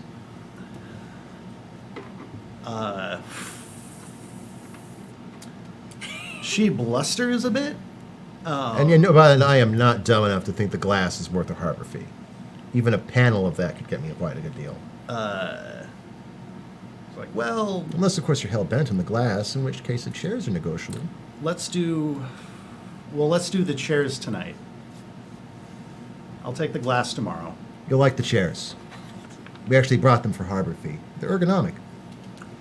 Don't say it. She's already sitting down in one. Try it. The fancy rocky one, not the simple rocky one. Like, oh, ooh, yeah. Oh, give it a rock. Oh, and she does. She's like, yeah. Oh, this is good workmanship. Right. That'll do for the docking fee. Getty's going to give it to you. I took a look. Apparently, you don't. Your whole business looks like it's solar powered, so you won't need to refuel. That simplifies things dramatically. Great. Well, we'll get a crew on here to take this docking fee away, and then you're good for the night. If we need to stay longer, who will we ask for? Me. Yes, for Jesse. Jesse. Nice doing business with you, Or Jesse. the harbor master. Don't know who you're talking about. And that be you? She doffs her purple hat with a picture of some kind of white fluffy dog on it. I take her hand. It's wonderful to meet you. And, Shake, shake, shake. and I give her a little wink. Yeah, you get a wink back. You persuaded the hell out of her. The whole time they were walking around the ship, I was walking awkwardly behind them, trying to copy the way that they move, as if I could learn how to be one of their kind. In fox form or in In human human form? That's even sadder. Just as a note. Thank you. Thank you for that. And then when Jesse sits down in one of the chairs, I like perch in one of the chairs, and then it's wibbly wobbly. And then I sit on my butt very haphazardly. The one who's carrying your flowers like goes to steady the chair for you. He's like, "Oh, you're right there, miss." Thank you. Okay. Is that have an ask? Yes. Okay. And then yeah, they leave. Now he's Havel. Now he's just Havel. It's just going to be a... Yeah, I think that needs to be his name. His name's Havel. Havel. Yeah, Havel. Havela. Okay. Sorry, Fennec would HAVIL. not ask what the name is. It's just Fennec wouldn't ask. You don't ask animals what their names I are. don't. Havel yet? Or Asket? Havel Asket. I think just Havel. Havel. Okay. Gosh, thank you. The last name could be Haskett. That's a real last name. Yeah, That is is. her last name. So yeah, they send a smaller crew in to carry the chairs out, and then you're sort of left to your own devices in this grand bazaar. All right. I'm going to call Cameron and Aurelio because they've been acting as my aides. I'm assuming, by the way, when I was working, not with Biscuit in town, I had them at the medical clinic learning stuff and helping treat patients. All right, guys. One of you guys gets to come with me. We go out and about the town. And one of you guys stays here. What do you think? They immediately turn and rock paper scissors each other for it. Cameron wins. Okay. All right, Aurelio, you get to be out and about tomorrow. Sound good? Yeah, okay. Yeah, it's fair. That way you still get a day in the town. That's fair. You want us to get you anything? I'm fine. No, really. Like, you want us to pick you up anything while we're out? I mean, Cameron's like, if I see something he wants. Okay. He's got watch. Yeah. Well, who of the crew is going to stay and who's going to go? Well, you guys are pretty much the away team. So if you want to bring someone else with you, like, to pull back the curtain a little bit, like the NPCs that are on the airship are to make sure someone gets to stay on the airship when you all go have adventures. I want a runner. That's why I'm grabbing one. I feel okay. like Patty would like to come So with us. Cameron would be your runner? Cameron's my runner, yeah. Yeah. Patty? We also Patty have is Patty. like- Patty yeah. would love to go with Oh, us. absolutely. He's Yeah. like, I finally get to interact with, he's like hyperventilating a little bit as he's like conferring with you folks. He's like, I finally get to trade. Man, we got to restock our stores. Maybe I can trade some of what we have for some of what they have. I've got some great ideas for when I take class levels. That's nice, Patty. You're an NPC. Aww. I'm gonna leave Peregrine with Denicola, Okay. the quartermaster, Uh-huh. so that we have communication with the ship, and also so that if we see anything, well, it's one way. It should be the other way around, shouldn't it? Paddy's gonna know what's good and what we need and things like that. So Totally. we just have communication open with the ship. Great. So when you first step outside the ship, you are greeted by a bunch of traders. Stay calm. Like, they seem Stay to have calm. put themselves in a bit of a queue, but they're hollering like, hey, do you need gas? Hey, food. We got the finest, smoked salmon, fresh from the sound, or from the river. They'll accept whatever version of the story makes you buy it. I would like to give Theo a calm down pulse, like, herbally thing that I put together. That just, like, I just have him eat it. It's like leaves, basically. Just I don't like even hand swallow. I leaves. just chew. Yeah. Like catnip and lemon balm and stuff. Yeah. Is it stuff that would definitely work on a human, or is It this works. your, No, like... it works on me. Oh, okay. Like actually in real life. Good detail. So... Use what you know. So, what do they use for like small scale transactions? Like, how does one buy a beer at the tavern? Flashback. Oh, thank you. Captain Perry. So, right when you're in the Northwest, wherever you go, they'll standardize to something, but it's usually something that has a similar amount of value. In the areas where it rains all the time, they're going to refer to things as being priced in pairs, and they're referring to socks. Clean, mended socks. Did we bring extra socks then? Round of beer, set you back a pair. It's pretty expensive. Well, I mean, well, what do you mean? The socks are expensive or the beer is expensive? The beer's expensive. Well, have you made beer? True. It takes a lot of work. A pair will usually get you lodging for a night. It'll get you a plate of slop, something to wash it down with, cover your bare necessities. All right, so I think if we don't have socks, our first thing should be to, God help me, take some of our skins and get a bunch of socks for, small scale transactions. So they're not trading specifically in socks. It's like each item that you try to trade with, you'll eyeball and be like, oh, this is worth so many pair. Oh. So But it's math. There's socks are in the middle, and then we have hides and an umbrella. where's this umbrella coming in? Hides God. equals socks equals umbrella. Hides equals X socks, or X hides equals Y socks It's a equals transitive umbrella. property. So, why I ask is I wanted to go and start making inquiries about our friend Ansel Ah, yes. Johnson, and I thought that bars and other such places would be a good place, and maybe go down to, if they've got a medical clinic nearby, to start. Well, we need to find this man. He's at a medical clinic, yes? I don't know. He was pre-med, but a lot of people are pretty mad. You don't understand. My parents went to school here. Oh. Across the street from this stadium is the university itself. We just need to go outside. Okay. So let's handle our trading stuff, and then we'll go outside. Go outside. This okay. is just a small building compared to everything else. There's more? This is just Husky Stadium. Ah! This is the school's recreational field. The school is significantly larger. Is the school still operating? I have no idea, but I know the That's a hospital captain. that was being talked about. Well, I mean, not really as such. Campus been repurposed and then burned down a few times. The folks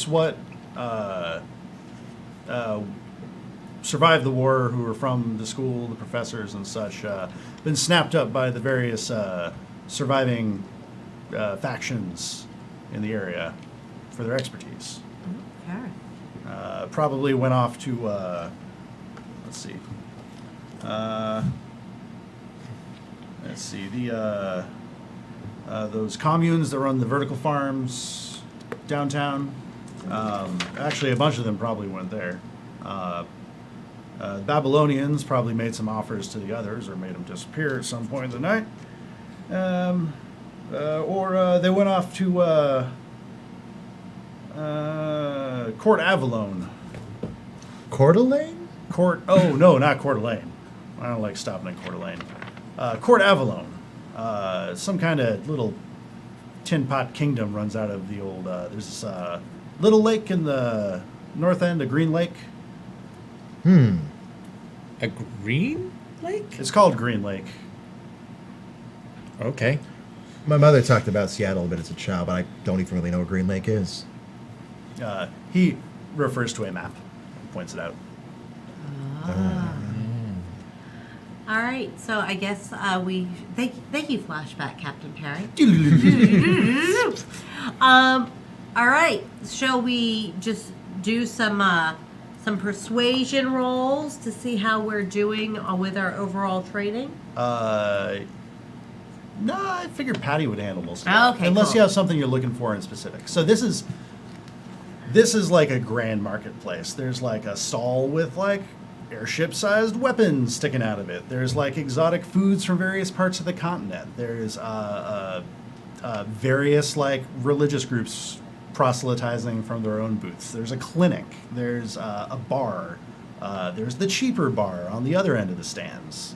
There's a lot of sex workers.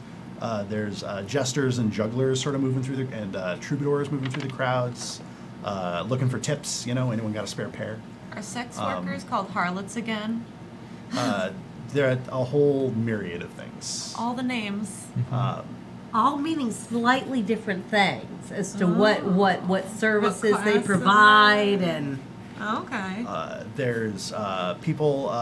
There's a bunch of people standing around, like leaning against crates, and they're obviously the strong folk you would hire to load and unload things if you didn't have that for yourself.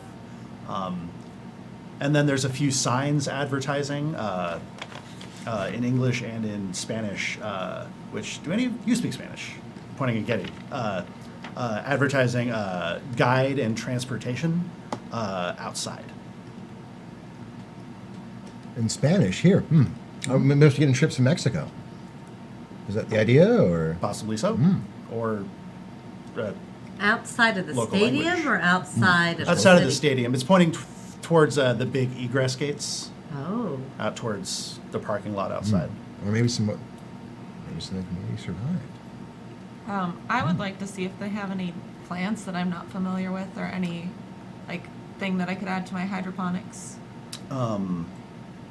Yeah, that's a great question, and I'd love to give you a fascinating answer to it after we come back from break. What? It's time.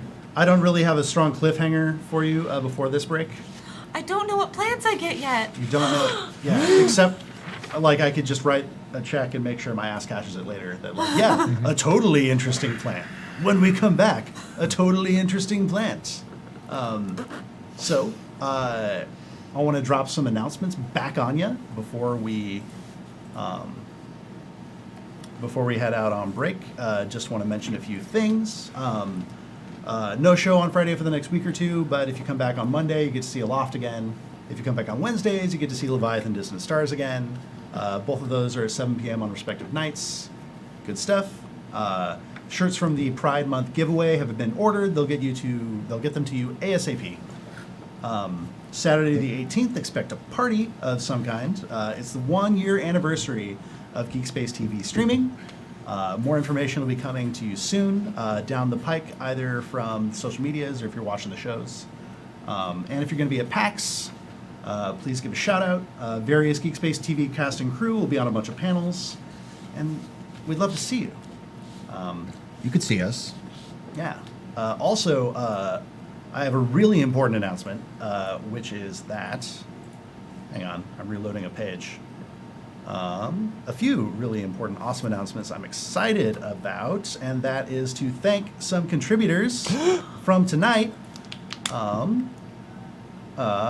Starting off with Mythalian. Thank you, Mythalian, for that awesome $10.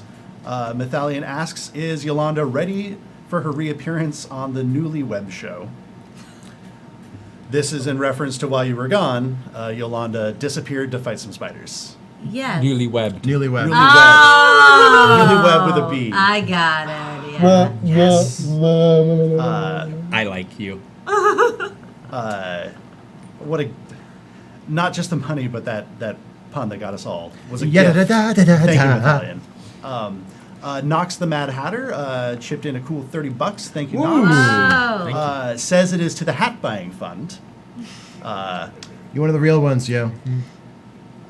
William _TW hit us up with $10 and commented, I must have been hit by Getty's sleeping gun because I overslept. Or maybe I just slept.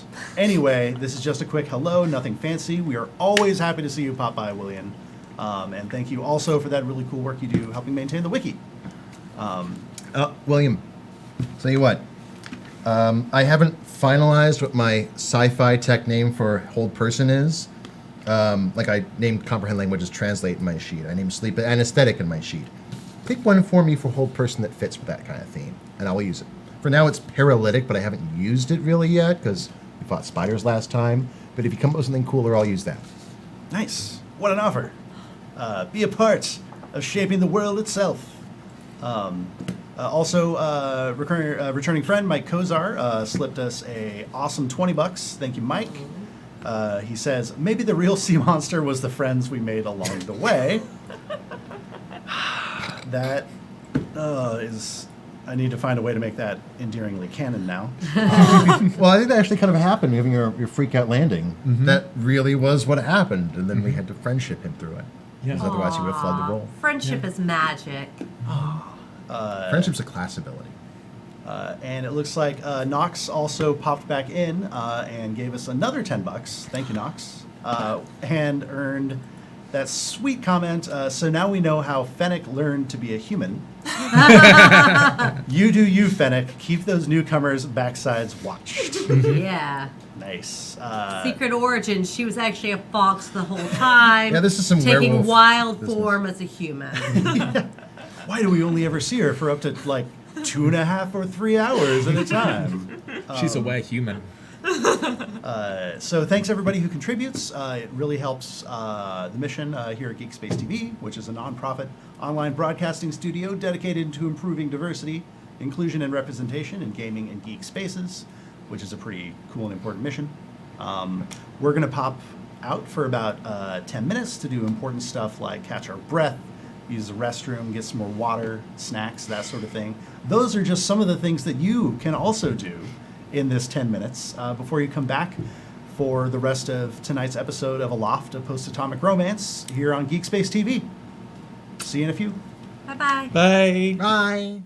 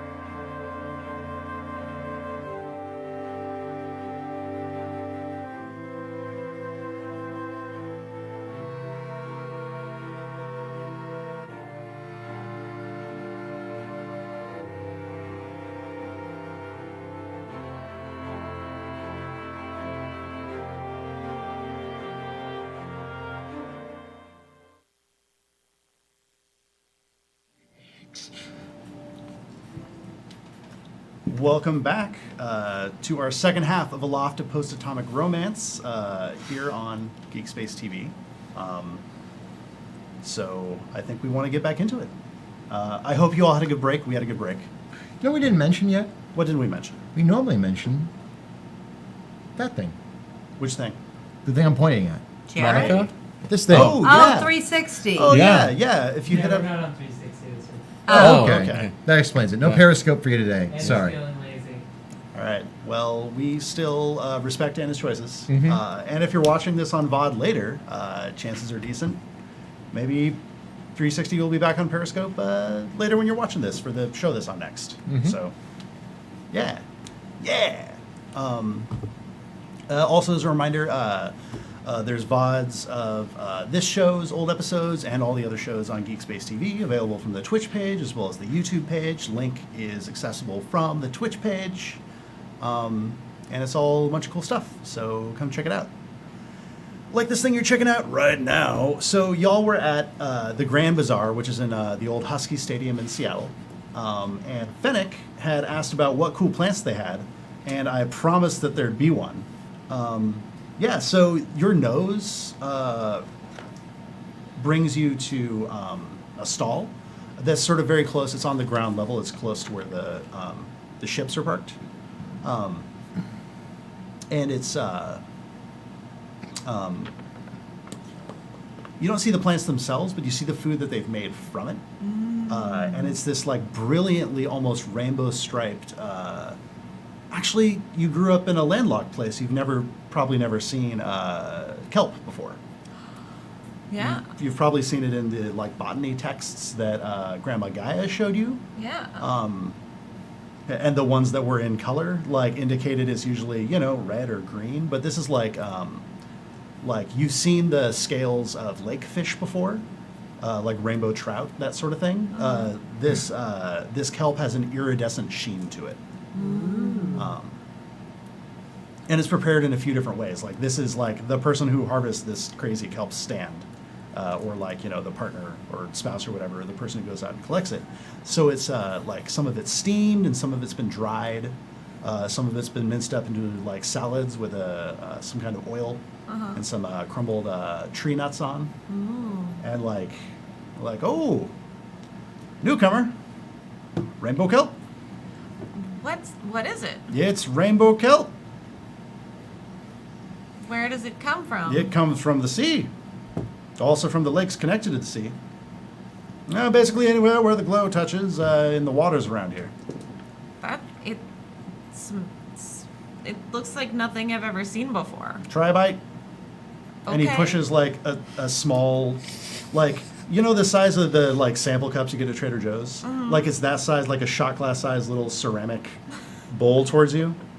And it's got some of like the oiled rainbow kelp salad in it. Okay. Like, bottoms up. This is like pickles? It tastes a little pickly. It's like, man, what if cabbage was like, I don't know how to describe the taste of ordinary seaweed right now. But it And tastes, seaweed. yeah, it tastes a lot Kimchi? like that. Kimchi. But it's, but you're getting different after notes after every sort of chew. Yeah. Ooh. Some, This. Mhm. some varieties of kelp taste like bacon. So, Yeah. Would this grow inland? do you have standing bodies of salt water inland? Don't think so. They're not standing, churning. You know what the sea do. I don't think so. Well, I would like to buy some for my crew so they can try it too. All right. Well, how much? How much do you want to buy? In bulk, because you're new, and you actually are curious about this. We'll call it, I don't know,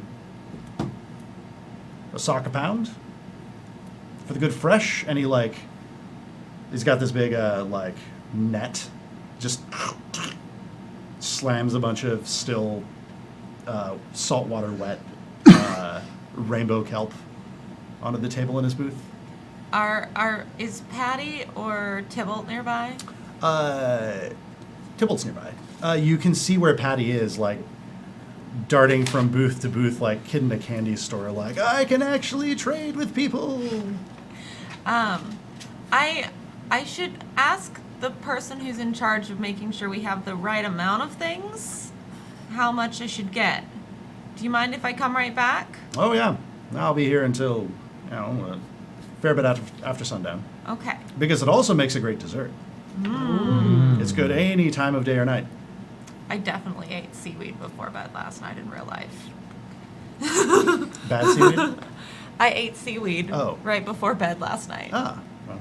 And chocolate-covered strawberries. Just because he's saying it because he's economically convenient for him doesn't mean it's not also true. So you want to go signal. Facts. You want to go signal Patty to come pick some up. Yeah. Yeah. I don't feel like doing the pairs counting right now. Okay. Like the spreadsheets of like, well, exactly. Maybe a bit later on in the story. But Let's for play now, money making game. Yeah. Not quite so much right now. But yeah, okay, yes. It smells really weird, but I'm into it, is what Patty says. Yeah. What, I'm going to ask them, what can I make with this? Like, would it make a soup? Or should I cook it the way you did? Yes. What's your recipe? Yes. Oh. You can cook it any way you want. It's a vegetable, but it grows underwater. I don't know, do vegetable stuff to it. Okay. Does Patty hear that too? Yes. Okay. And he starts being like, well, what if I made this kind of sauce? Sure. Okay, but what if I preserved it this way? Absolutely. Like, he just, checklists all the way down. And this, patient, he knows he has a sale now, so Yeah. he's just like, yes. Oh, twice as long. Yeah. Perfect. I've just had this supercut in my head of Patty going from food related stall to food related stall to food related stall, of him getting a free sample, shot. Just supercut of him doing different little samples samples, while yeah. Shots plays in the background. Yes. Saturday yes, please. Costco trip. Do they have cheeses here we don't have back home? Yeah. Yeah. You have a very limited number of cheeses back home, so yes. And the things they can milk. Are you into that? I don't know what that lip bite meant. That meant that's my fetish. That's what that meant. Yeah. Milking it for all it's worth. Well, I'm going to punish you next. Oh, wait, you're probably into that too. Thank you, TM. May I have another? It's 9 o'clock. We're after the watershed, right? This is for you, Andre. Theo, there's a lot of people, which might make him nervous. But I gave him the stress relief drugs. oh, that's true. But you're chewing on this something that's really chewing you out. And yeah, I'm just chewing on it. I don't know what dip is, but it's basically, I'm treating it like dip. So Except you're- I'm not spitting, I'm swallowing. So like dip, but okay. Yeah. So you're approached. There's a bit of a hubbub, and people are sort of breaking off to do other things, or to at least scope out what's happening here. And you're approached by someone who taps you on the shoulder from behind. Hi? And it's a woman, Hi. medium height, Hi. a bit older than you, but Hi. she's wearing clothes that look a little antiquated. Hi. Like the cut of the vest, clothes that would be very masculine coded, but I'm trying to think if you've seen it, if Theo would have seen any books of old French or Italian bravos or fencers. Are we back to nice high? Or Oh, if you've Yeah. been taught to fight with those swords that Griller made for you, We probably would have done, he would have showed you the manuals that his fellow Scadians would have used to learn the old fighting styles. And Rosie was also a Scadian as well, right? Yeah. So yeah, I've probably seen the books, and I'm gonna do a mock salute with a finger. And you notice that she's wearing. So you're wearing swords. Oh no, I Or would probably you not aren't. have had them? I don't think I Do would you have be. your bow with you? I don't think I would be wearing any weapons because I don't know if that's if that's not appropriate. Because walking around in a market, surrounded by people, I'm already nervous enough. I don't want people thinking I'm a threat yet. Okay. This interaction. Actually, you know what? I probably do was- have my swords on me, but I don't have the bow. Don't have the bow. Yeah. Okay. I was like, great, because this whole interaction was based on the assumption you had one or the other. I have the swords. I don't have the bow. Cool. So you notice she's wearing like either a rapier or longsword at her side, Yeah. and like a big dagger, like a mangosh or something like that. And she's got like a thick like leather dueling vest, but like with the one flap like rakishly undone, and like it's like a cross between a like Old West and like Renaissance fencer gear, like tall dusty boots, sleeves that are loose but not doing the cartoon pillowy thing, and a hat, like the wide brim kind, cocked up on one side with a feather in it. Musketeer. Yeah, like musketeer style. And she says, "Do you know how to use those?" I can get around. I'm good enough. Just come in mean- on the, and she gestures towards the Calamity Jane. Yeah, I mean, I'm better with my bow, but I'm decent with these. Oh, a bow, huh?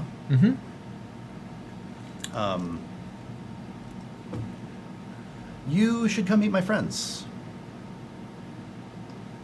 Okay. Who are your friends? Oh, just some people that appreciate. And she looks around behind you to indicate the swords, and probably not also staring at your butt.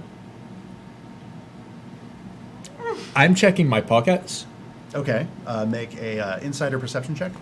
Is this to make sure you're not being pickpocketed, or? Yeah. Like, I'm not used to this kind of attention.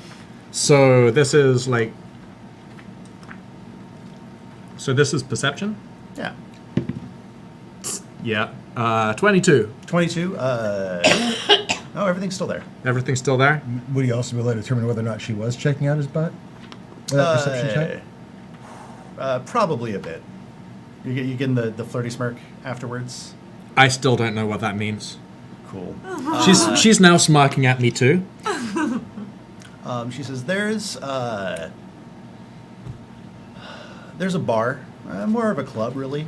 Yeah? Up by Green Lake. You're new. If you ask any of the Wait. guides outside how to get to it, Is this Court Avalon? yeah, you've heard a little bit. I heard the Harbour Master mention it. Yeah, okay. Edit, I think the was it the harbor master or was it Oh, the sky captain who told you? Sky Captain. Sky Captain, yeah. Anyway, I think I you heard still the could have Sky... told her that the harbor master yeah. mentioned it, but Someone mentioned that. she smiles. Honestly, I thought it was going to be more robots. More robots? Robots. Never mind. It sounds like you've got stories, and it looks like you've got style. So, come have a glass of wine with me and my friends. Do I see any of the other members of the crew? Yeah, whichever ones are outside currently, yeah. Okay. Hey, I'm gonna go talk to. I'm not sure this is a good idea, but You I'm want a gonna. buddy? Yeah. I'll go with you. Okay. Always travel in pairs, right? Always travel in pairs, especially in strange cities. She's checking out your ass. What? That lady was checking out your ass. Oh. Oh. Okay. Should I go by myself then? You definitely want to bring Fennec because Fennec, I'm pretty sure, will wingman for you, and you'll turn into an animal and disappear if anything goes in a positive direction, correct? Also, I can smell if people are attracted to you, probably. Okay. I turn to you and I say, keep him out of trouble. So this is my friend Fennec. Is Fennec a, How close to her did you have this conversation? I definitely just said, like, I walked up and was like, she's checking out your ass. Oh, then she is unflapped by this. She is grinning.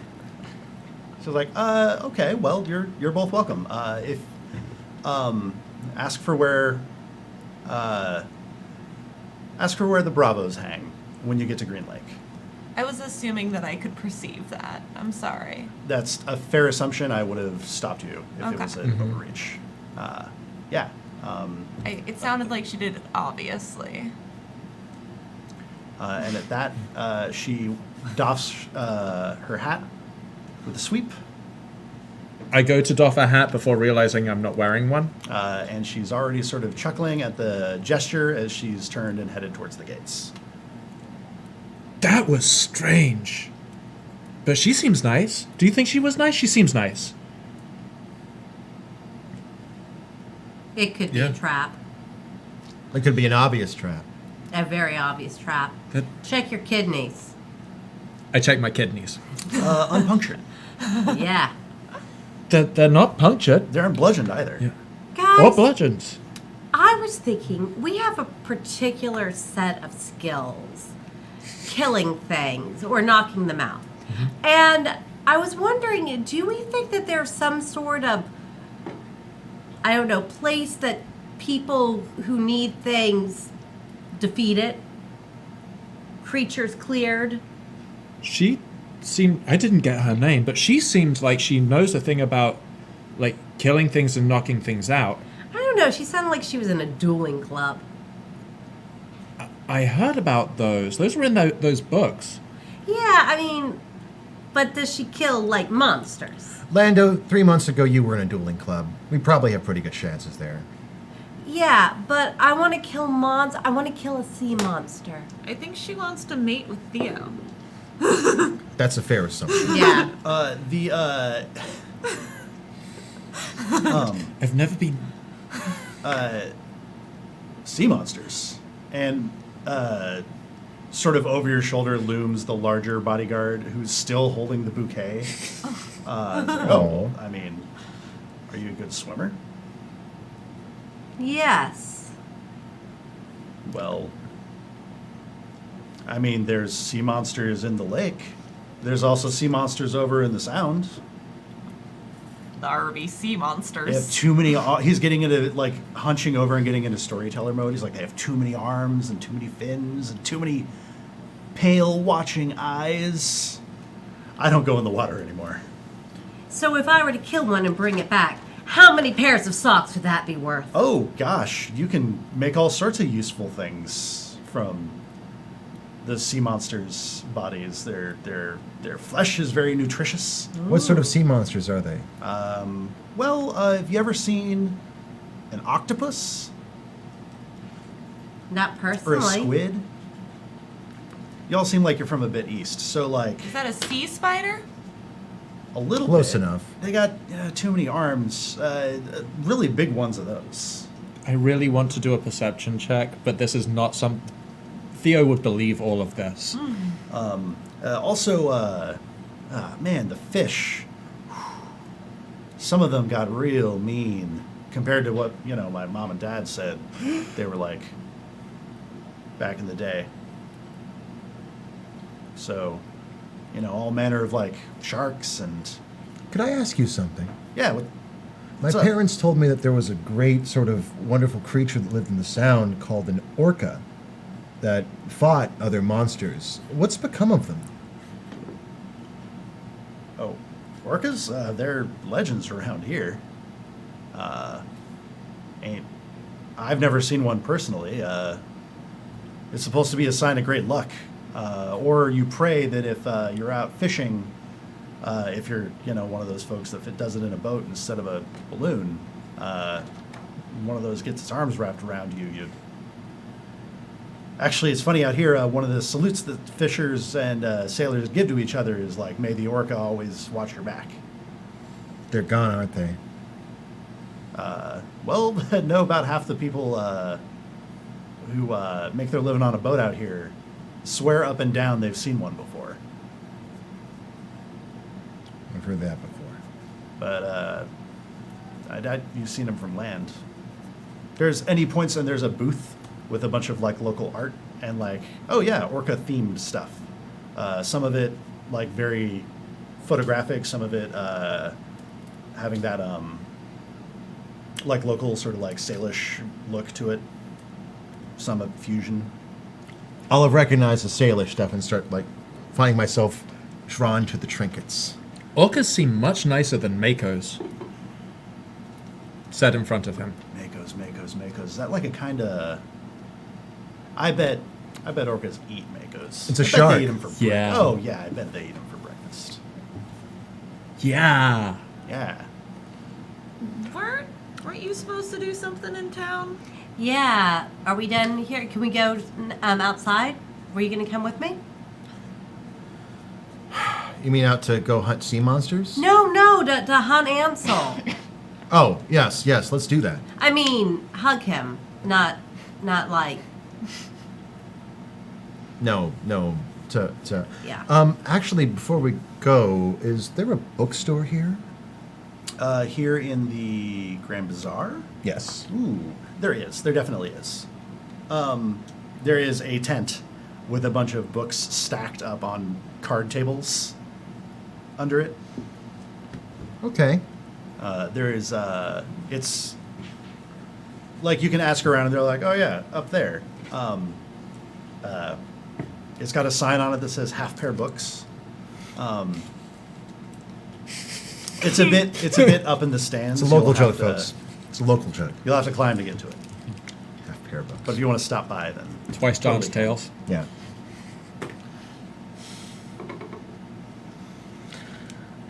Okay, I'm gonna go to the bookstore real quick and look for some books. Okay.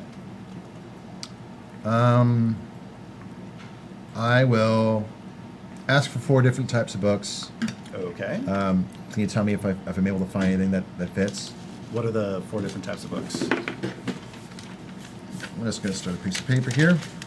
Book type number 1, anything on lupus, anything on autoimmune disorders. I'm going to assume lupus is likely the autoimmune disorder plaguing one of my residents in town. There's a lot of books here. Like, it's stacked several things deep and not super well organized. Is there a medical section? And what kind of bookstore isn't organized? Well, there's a medical section, but it's not like alphabetized by either author or like any kind of like Dewey Decimal thing here. Perception check to quickly look for one. It'd be investigation really to dig into a shit, well, it's situation. a 15 then, fine. But that's great. But the proprietor there introduces herself as Maisie, and she's like an older woman, the kind of type of old that's like shrunk down a bit, and she's got robes, and she sort of like disappears in them a little bit, so you can just see like at any point it's like an oversized turtleneck effect of like just her wire rim spectacles, and her curly white hair with like pencils stuck through it. Like, oh, medical, yeah, no, this table right here, and it like stacked on top and underneath. Do you have anything on lupus? Lupus. Let me see. And she just starts going through stack by stack. That's, oh, no, influenza. Nope, okay.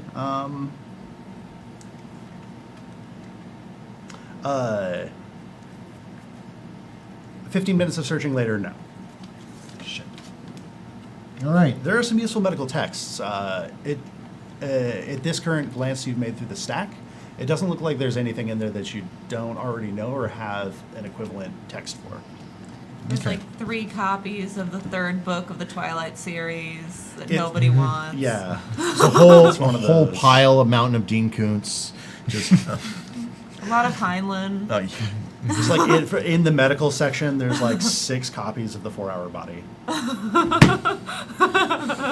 those are misfiled, by the way. Really? Nothing to do with medicine. And she like quick read flips through a chapter and is like, oh, sure, lifestyle. And just like lifts the whole stack over. Do you have anything by a comic artist named Bill Watterson? Biscuit was asking about it. Comics. Geeks. Yeah, and actually behind the counter she does. Oh, okay. An old, I'll take a copy of the complete Calvin and Hobbes. It's fine. yeah. Okay.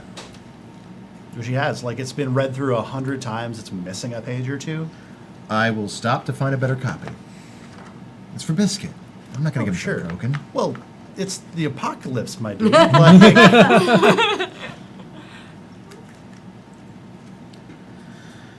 she says, like, you hesitate, and she says, it's the apocalypse, my dude.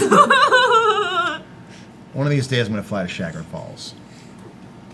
I'll just do it myself. Well, pick me up a postcard. But since this is a stickler for you, I'll take a few pair off the price. Okay. Book number 3. Let's go with something botany related for Fennec. Also, like maybe animal anatomy for our new cat friend in their kingdom, so they can learn more about animal anatomy. Stealing that idea. What you've got is a mushroom hunter's guide. The first thing that pops up is a mushroom hunter's guide to the Pacific Northwest. It's possibly 25 years out of date, but could be a place to start. I'm going to look for a second copy. I was told to look for something called All That the Rain Promises. I forget the rest of the name. Do you have it? They have it signed. It is a copy of All the Rain Promises and More that is signed. Yeah. Taking that. Later, when I give it to you, it'll be a funny scene. Okay. And number 4? Mushroom As you said, there were 4. Yeah, 4. A copy of T.E. White's The Once and Future King. Oh. That one's harder to find. You mentioned it, and she Not knows really. exactly what you're looking for. She says, no, but I know where I can find one. Where? Well, I had a copy, but I lost it. I'll Do get we it. know, do we need to go on a quest for it? Like, I'll get it, and then you can buy it from me. I'll pay you for the about lead some, if I can get it sooner. All right. Yeah, it's the places I'd go looking. There's actually a well-maintained those fancy folks over at Court Avalon have a pretty well-maintained library, as well as let's see, if you head downtown and she like looks over and she's like, not that skyscraper, but that one, and she's pointing at 2 that have those green walls of hanging gardens. There's another smaller market in the lobby of that old building. They had 2 copies last time I went through looking. Is the place called, and I reach into my bag, I pull out a copy of Pablo Neruda's Book of Questions and fish out a bookmark. And I hand her the bookmark, and it advertises a place called Left Bank Books. Nope. Shit. Dem anarchists. It's worth a try. Well, I mean, the bookmark was printed before. It was. Like I've been curious about it for almost like 20 years. I thought I'd ask. I'd heard that name back in the before, but never been there. Been a long time. Ursula K. Le Guin, Margaret Atwood, Mary Oliver. Ursula's lost, by the way, actually on the reading list, of course. Oh, those are on there already? Yeah, and this is a book table for the cats. Delightful. She's really happy to make the sales. She arranges she arranges for you tell Patty to come pay, and then she'll have Patty bring the stuff back to the ship for you. Okay. And make sure there's a tip for the tip off to where Once the Future Oh, King is. for sure. She's like, oh no, but for the tip, like, well, what do you have from you, for me, not from your steward? I know how this works. I can see this is important to you. While she's talking, she's up on a little like step stool.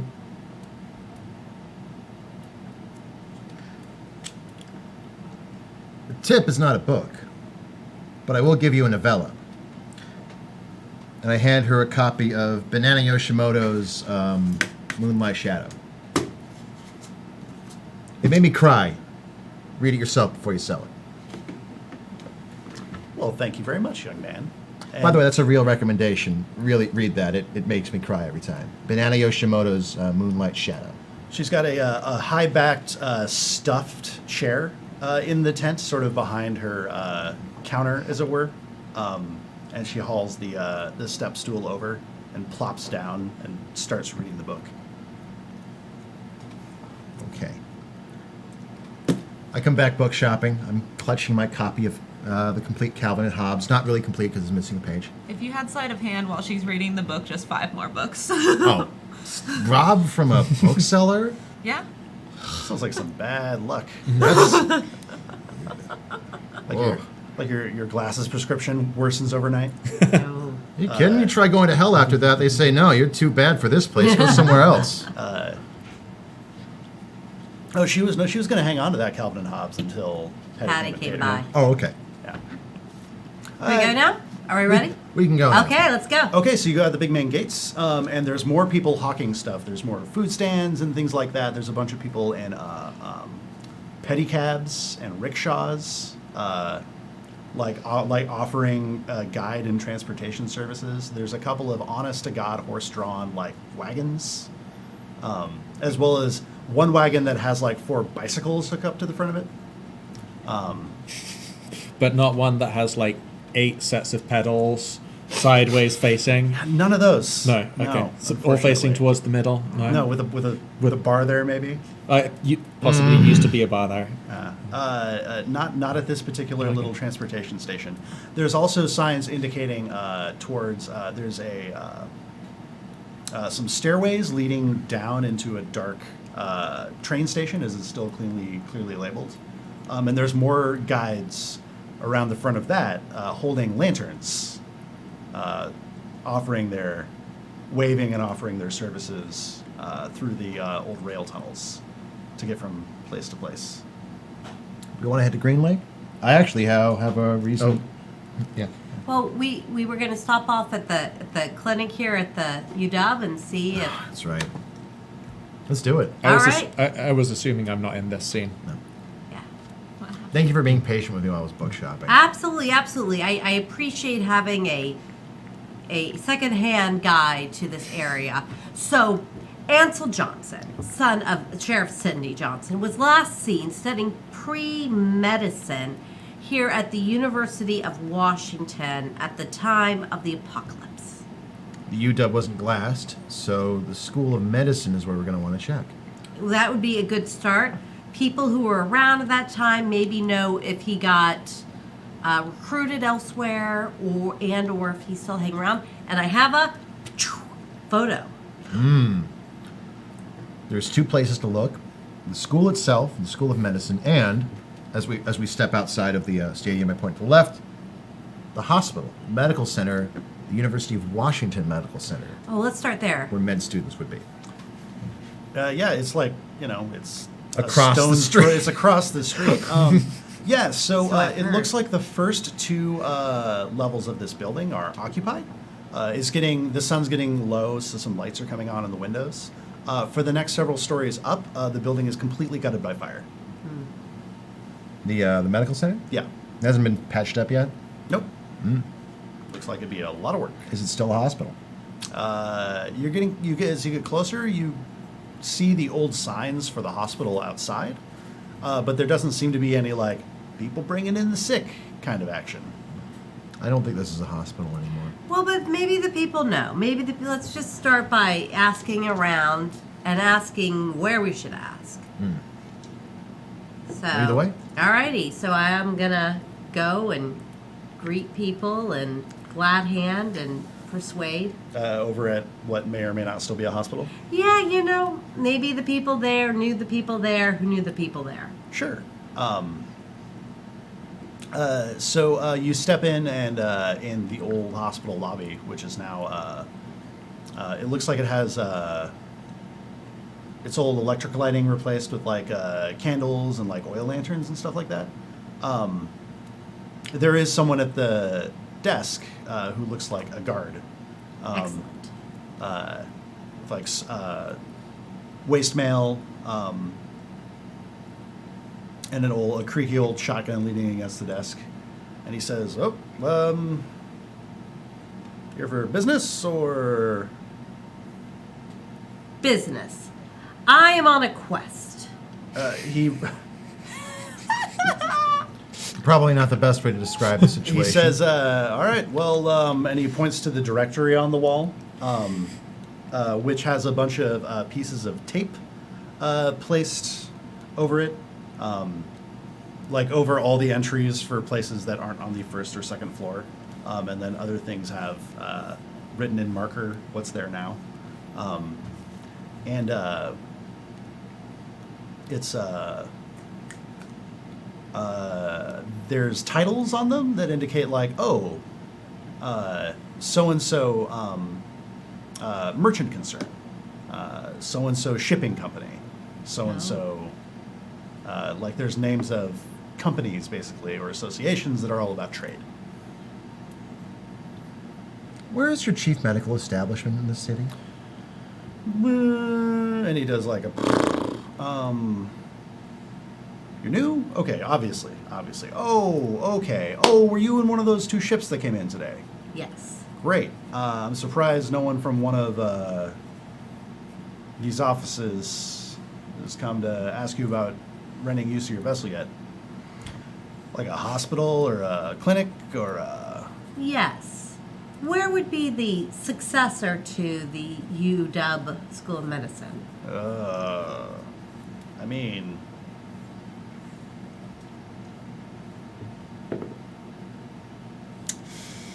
Well, last I heard, there was an old college east in a land called Montana Seems that a was bit still far out. teaching folks medicine in. Bozeman? Yeah, that was the city. But you've got Town. nothing like that here in Seattle? Oh no, there's no central thing. I mean, most of the big players would hire a doctor or have someone who knows how to heal on retainer. Is there any sort of medical directory? Does anyone know where anywhere we can find who's in town? Hang on. And he goes over to the old directory that now has a bunch of like merchants I turn to signs you. on it. Why would a bunch of merchants not know who to hire for a certain scenario? I don't understand. He's like, well, I mean, if you ask me, like, I know a pretty good doctor, but let's see. If you go up and knock here, 203, Sunset Trades. They move a lot of medical supplies and equipment. They would know who it goes to. Guess it's as good a beginning as any. Ask him who his doctor is. I'm a doctor in town, and I still have medical supplies with me, and I'm new here, so that makes sense. Yeah. All right, let's go and ask. Oh, elevator's broken. Oh, yeah. You're going to want to use the stairs. Thank you. And he points at the elevator, and there's a sign on the closed elevator doors that say, elevator is broken. You're probably going to want to use the stairs. I don't know that I've ever met a working elevator. It's an excellent point. Yeah. All right. All right. You head up 203. It's only 2 stories. That suite. It looks like well, you've seen hospital layouts before. You've seen the ruined one in Rapid City. This is like an old examination room turned into an office. There's some desks that were moved in, but there's still like the curtains for privacy, sort of walling off the like reception area from like what the back office would be. Is there a receptionist? Yes. There is a pimply-faced young man that reminds you a little bit of Patty and a little bit of Biscuit. Oh. With a nice little clerk's outfit on. He's even got like a little not a bow tie, but a like one of those string ties. The shoelacy looking ones, and little glasses, and just the worst haircut. And he looks up over the desk and says, "Can I help you, sirs and misses?" Yes. I am looking for someone, and they used to maybe be a doctor-esque type learner person. And so I thought I would just start here to see if anybody knew the name or the face. Oh, and he takes the photo and pulls the probably not right prescription glasses off and like lenses them back and forth to focus correctly. Ansel Johnson. Ansel Johnson.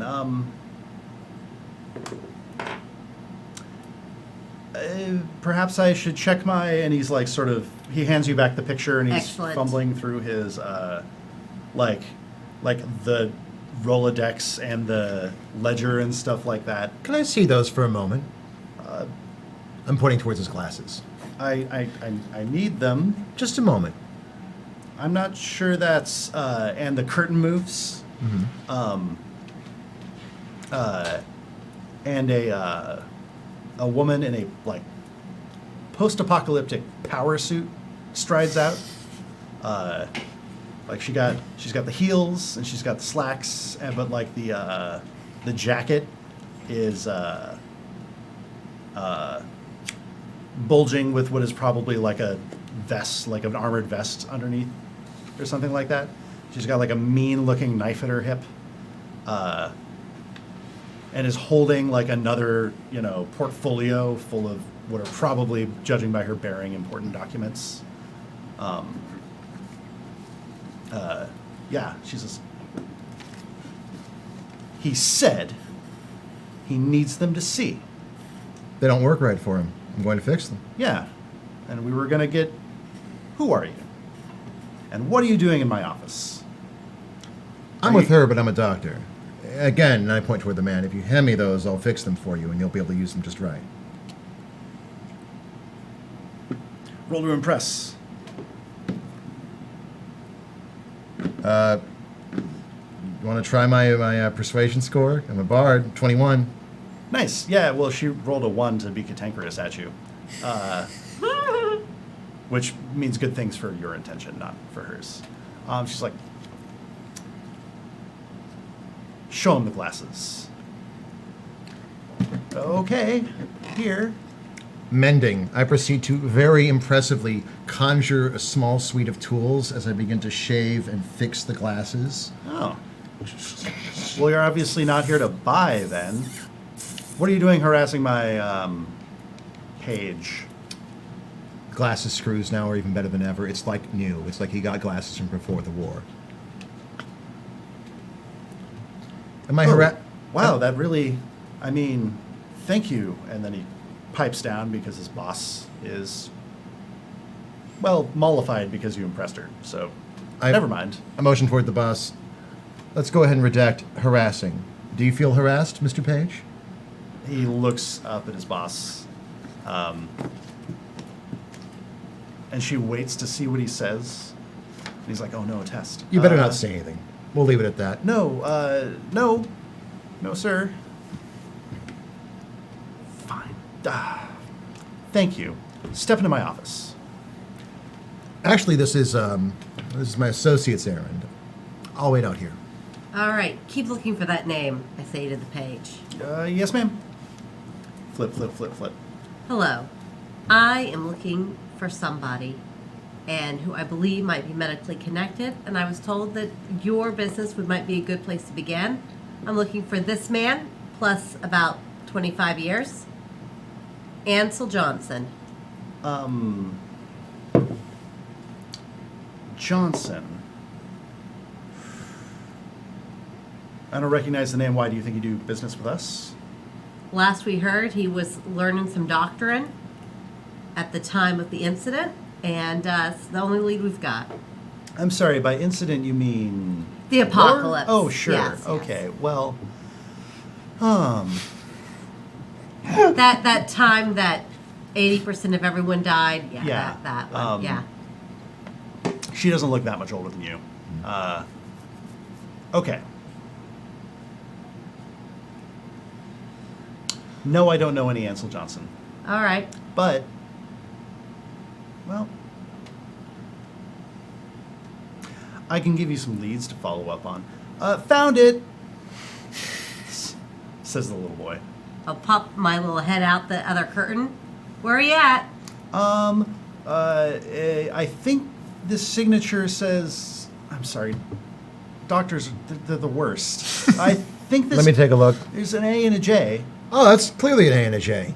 There's a parts order to be delivered to Court Avalon. That's in Green Lake, right? Yes, it is. It says the boss. Sorry, NPC's talking. Woo. Yeah, it looks like there's a special consignment we'd arranged for them to acquire. I don't recognize all these chemicals, but very particular medical supplies. What do they look like, Getty? What do they look like? They look like they look like a bunch of precursor stuff you'd use to manufacture. What is it? Drugs. Like good drugs or like drugs? Like the high-end designer having a good time party drugs. So they look like they're precursor materials to make drugs. Not like good time drugs, like party drugs. Sorry, that's... Thank you. We don't have that in Hill City. We just get by on good old-fashioned weed. Well, if you'd like It grows the to ground. change that, we're always helping people expand their trade networks. Any lysergic acid? Yes. When you drop specific stuff on me about chemistry, it is going to go over my head, by the way. It's actually So- Drop, LSD. okay. drop specific Thank stuff you. on Ah! We can do better than that. We can do better than that. it. The whole point is microphones. Soft I just high outed fiving. myself as super square on Elbows. the stream here. Anyway, she's like, yes, we can source that for you if you need it. As long as you use responsibly. We just don't like our best clients, spiraling into Madness? periods of economic lethargy. But mostly, actually, we trade in what people need to, keep their blood on the right side of their body. It's the inside. We know Oh. that much. Definitely. Are you okay? Yeah, no, just pointing out the difference between the right side of the body and the inside of the body. Yeah. His character's on the way to Avalon right now. So. Yeah. Well, all roads lead to Green Lake. No, I didn't mean like I didn't mean was Theo okay. I was wondering if Corwin was okay. I was just like, what's happening? What are you waiting for? Make him a copy of the information. Oh, and the little boy scribbles out in a nice even hand a copy of this order, and then he stops at the end and he painstakingly tries to copy the really hard to read signature. Well, you can just write Ansel Johnson. That's Oh, fine. okay. But what if it's not right? What if it's not him? I'm a doctor. That's Ansel Johnson. Okay. Your doctor senses are correct. That is pretty. Have you probably actually looked at my handwriting? I pull up a piece of paper with my handwriting on it. It's nearly indecipherable. It's some universal quirk of doctors. I'm not sure what it is. I thought that wasn't English. No, that's... Well, that is plausible with me, but that's actually English. Oh. So, yeah. She's like, well, unless you're willing to set up a contract right now, my husband's cooking dinner. I gotta close up shop here. I think we'll be probably doing business in the future. For now, enjoy your glasses. I point towards the page. Great. Let's hurry and catch up with the others. I like that plan. We should hire a guide. We should. I mean, I don't know what they're doing. They're probably just going there on foot. Probably. I don't have any money. Yes. Do you have your violin? You could always play a song. We're going to go ahead and hard cut to me playing violin. So we're playing violin where? Wherever would be appropriate for there to be a panhandler that is not already a panhandler? So back at the Grand Bazaar, well, there's already a few panhandlers there. There's, another person just leaving their busking station outside the old train station. Can I take over the station? I mentioned the busker. I don't care, Thank you. as they leave. Okay. I can lift heavy things. If anyone needs anything, lift it. Is it charisma plus for proficient skill, right? And for proficient instrument. Is your character offering to help people carry things back to wherever they're taking them to? Or feats of strength. I start Some off strongman. It was a 9. Yeah, I know. That's a 9. But it's only gonna get 14. I got 14 to get started with the violin. I'm rusty. Sure. I mean, that's still. We just need some socks, right? We just need a few socks. My case is open. I'm hoping for socks to fall into it. You know what? A pair of socks does fall in. They're clean and mended. Work. Also, other stuff like like a box of fish hooks, like all sorts of little like tchotchkes and stuff that would be fine as simple like trading goods, like really cheap jewelry or those sorts of things. We have trinkets. We have trinkets. Okay, I'm sure we can give these trinkets to someone. They'll take us there, right? Excellent. Should we take the tunnel? I have no idea. I don't know either. What's the tunnel? Blah. This is why we hire a guide. The only thing that I know are what I heard from my mom when I was a kid. Sounds like you are looking for a guide. Yes, we are. Is everyone together, or did you all? What have you been doing while We they've just been? followed her. Yeah. Just followed her butt as it's just like. Just Pepe Le Pew style. He just off, started yeah. floating and just following her. So, I thought that he had been invited to follow her immediately, and so that's why I showed up to be like Yeah. back up. that's yeah, If you wanted to have taken off earlier, I think we yeah. haven't been interacting because we we assumed thought we'd had. left. We thought we Oh. left with her to go Oh. to Green Lake. okay. Well, then there was a. I grabbed my buddy, and I oh. followed the butt. Great. Okay. Gonna come back to you guys in a bit after they meet their guide.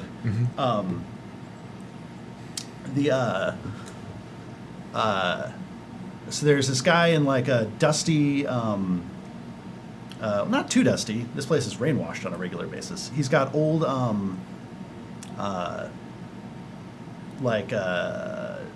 don't want to just say like Gore-Tex or North. He's wearing North Face, like old. It's post-apocalypse Seattle. Don't worry Yeah. about not having to get away from it. Yeah. Yeah. Multiple times patched North Face. Performance fleece. Yeah. I expect nothing but There performance is fleece. around so here. much fleece, people. So much performance So fleece. much fleece. REI did not get affected by the apocalypse whatsoever. It Oh, just got God. raided afterwards. He's got Everyone stripped the corpses of every wealthy person in performance fleece. This town is nothing but performance fleece. People bolting. Are you like- saying that they fleeced them? He's got many patched. It's almost like a robe of like many patched, like North Face ish sort of jackets, and stompy, well maintained hiking boots, and a long like, not just a walking stick, but like wizard staff length, like local wood kind of deal. He's got a dog falling around at his feet, and a black baseball cap, and an old lined craggy face. I think he's like a wizard or a druid or something. What is this? I'm thinking Ranger. You think ranger? He's got a Oh, with puppy. an animal companion? That makes sense. Where are you headed, travelers? Cortallon? Is that the name? The place in Green Lake. Oh, Green Lake. A lot of pageantry up there. It's this way. And he just starts walking down the street. All right, let's go. Unless you wanted to get there any quicker, it's probably going to take us. What do you think, buddy? Roof, roof. Hour and a half, maybe 2, depending. Make sure that if there's no trouble along the way. What kind of trouble would there be? Oh, maybe. I don't know. You ever been to a big city before? I have. Okay, well, sometimes brigands within the walls. In the walls. I mean, not from outside the town. Thieves. Inside the walls. Yes. You have walls? Well, metaphorically speaking. Oh, okay. I've been all over the region, up and down the coast. Many different places, many different ways of protecting and growing and thriving, and sometimes falling or failing. A lot of hope and broken hearts out there. But you would know that. You're travelers. Walking stick down the road. So you're here in the streets, and like isn't really any cars going. In fact, a lot of the streets still seem kind of blocked with the skeletons of vehicles that like stopped there and then were stripped for the metal and plastic and stuff like that. Occasionally, there's people moving past you, either walking or riding a bicycle. They seem to be keeping their distance from people that they don't know. But in this area of the town, especially so close to the very well-protected Grand Bazaar, you don't sense any hostility. Going west or going up to the U District? He's taking you... Probably up over East Lake. That's we're here. Looks like he's taking you west. He's taking you due west for a while. Alongside Lake Union, through like South Wallingford. Yeah. Okay. And he keeps carrying on somewhat cryptically in the way that he's started to. So meanwhile, back at what Fennec and Theo are up to. All I hear is like Pepe Le Pew bouncing music. Yeah, this the paint fell on her, making the white stripe down her back. Sexual harassment's off. The woman you're following tosses a bag that jingles to the person at the reins of one of the horse-drawn carts. Traveling in style, I like it. And without opening like the little side door, she just vaults entirely inside, and takes like there's two benches facing each other, and she just spreads all over one of them and gestures for the two of you to take the other. I attempt to vault in. Great. You know what to do. Uh-huh. That would be rolling acrobatics. Yeah. Yeah, 'Cause I got a. There's people watching this game we're playing, so I might as well be explicit. 15 Yeah, for 21. acrobatics. Oh, do you also want to vault in like a cool person? Yeah. Okay. 15 and 21, yeah, you both nail it. Hey, I'm pretty sure I actually vault in, cross my arms and legs, and slide across the bench to the far side. Well, and you hop in afterwards and just... yeah, no. I'm not trying to look cool. I just that's what I was gonna do anyways. Yeah. What? Y'all are just like a synchronized swimming team of jumping into wagons. The thing is, Monica Fennec Yeah. wasn't trying to look cool, but it happened. So Aw. Yeah. Yeah. she nods in approval. Fennec does it in more of a graceful way, not in like a arms crossed way, but just like a hop and just super light landing. No sliding. She says to the driver, she says, "The boathouse." He says, "Right away." Flicks the reins, clop, clop, clop, clop. And she sprawls out with like her legs and head sticking out over either end of the carriage, and like puts the hat down over her face and appears to be dozing off on the ride. Oh, I never caught your name.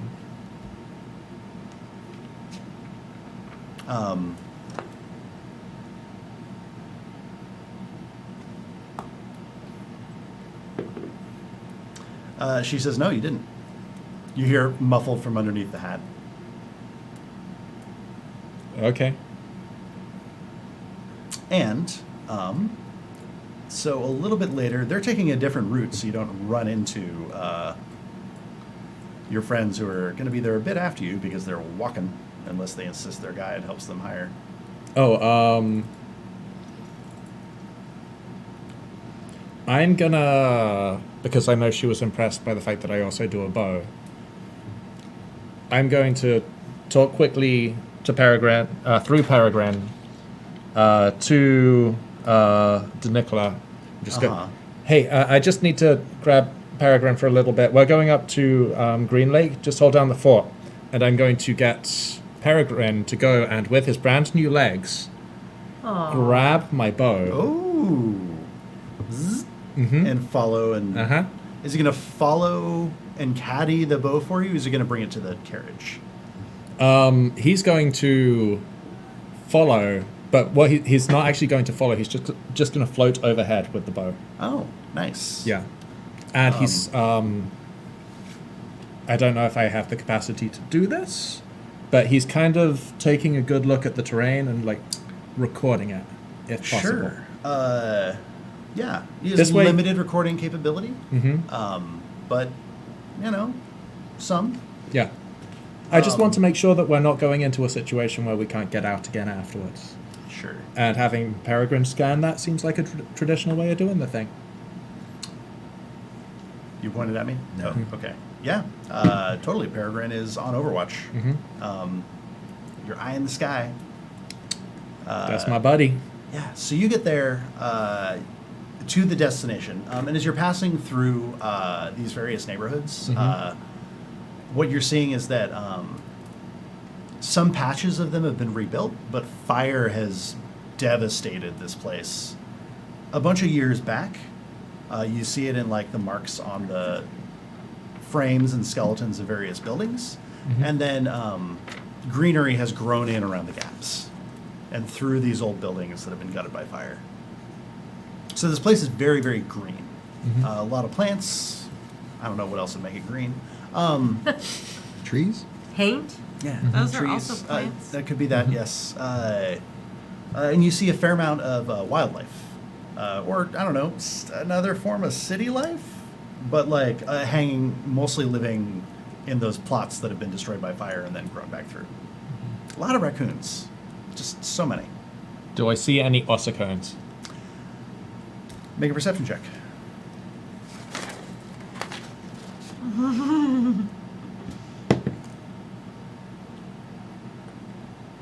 That is a 17.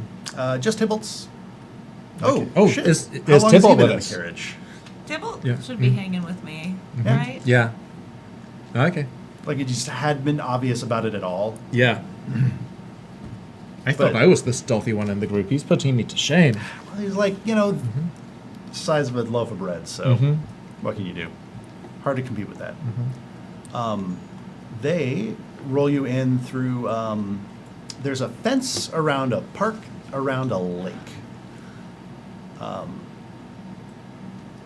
And it is a fence of various different construction materials. In some places it looks like a wrought iron fence, in some places a chain link, in some places a wooden one. But the fence is there. It's surrounding this park. The fence surrounds the fences Sorry, what? because they're fencers. Yes. It's yes. defensive. Mm-hmm. It's very defensive. And you come to there's a gate. And as you get close, the driver says, "We're almost there." And your mysterious companion sits up and turns around because she was facing back and you were facing forward in the carriage. And she takes off her hat and waves it over her head. And the guards at the gate, who seem I stop being a gate, wide-eyed, and staring at everything when she sits back up and takes the hat off. I tried to be serious. She also looks up and notices Peregrine. Mm-hmm. And says, looks back and forth, notes you're the one with the ARM computer, and says, "Can you Oh yeah. bring him down?" Mm-hmm. This is Peregrine. Bring him down. Grab the bow from him, and he lands on my back.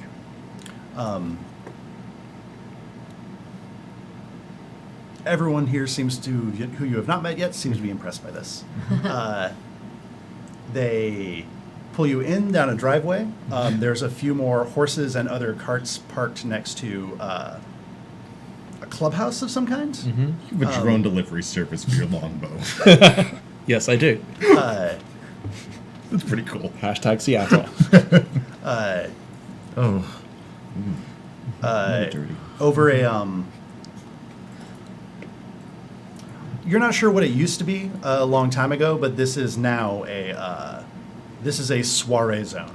There's a clubhouse out of which is coming music. There's what used to be a bunch of tennis courts that have been fenced in more fancily, and there's like basically a minstrel out there with a guitar strumming something as various people dressed in the sort of antiquated fashion that your new friend is, standing around drinking things out of cups. And This hurts, doesn't it, Monica? Drink it out of cups. A bunch of cup drinking Yeah. motherfuckers. It's a reference. I know the thing you're Thank thinking. you. Yeah. And like I couldn't stop it from coming out of my mouth. You had to do. I had to. I'm sorry. Or am I? Get a reference? How about that? Watch it, friends. You might be watching this. I And- love you. And in the back, sort of using the old markings of the tennis court as their lane that they're scooting up and down, are two people fencing with what appears to be like live sharp swords and not like foils with little balls at the end. So are we talking like foil fencing or saber fencing or That's sword fighting, Just- not really fencing, I guess. but They're- in lanes? Yeah. Like not like round fencing. right. Okay. Yeah. And like these other people, mostly younger or probably a little like their 20s and 30s people, standing around. All of them are wearing some kind of weapon, like an old one, like a sword or a big dagger. A couple have like little ornate hatchets tucked into their belts. One has a whip. And they're standing around and like some are watching the match and some are not and some are commenting. It's like it's a bit of a like a rich assholes like fencing party. Not that you have a lot of cultural context for it. I have, yeah. Theo has no idea that this is a pretentious, obnoxious thing. He thinks this just reminds him of the lodge. It does. It does remind you It's- quite a bit of the lodge. People are dressed way better, and they're not wearing the same protective gear. But this looks like this looks like training day at the lodge. Yeah. You notice that the people fencing have full sleeves and high collars, but they're not protecting their faces at all, which is unusual because when you were drilling with the Yeah. swords and stuff back in the day, you had some face Yeah. protection. Yeah. I do actually say something along the lines of, someone's going to put out an eye. And at that, someone turns around and blinks at you, or maybe they wink at you. You're not sure. They have an eye patch over one of their eyes. Oh, I heard those are really great for like saving your night vision. Lifts his cup of whatever he's drinking, and turns back to watch the match. Someone rolls by with a tray of smells like wine.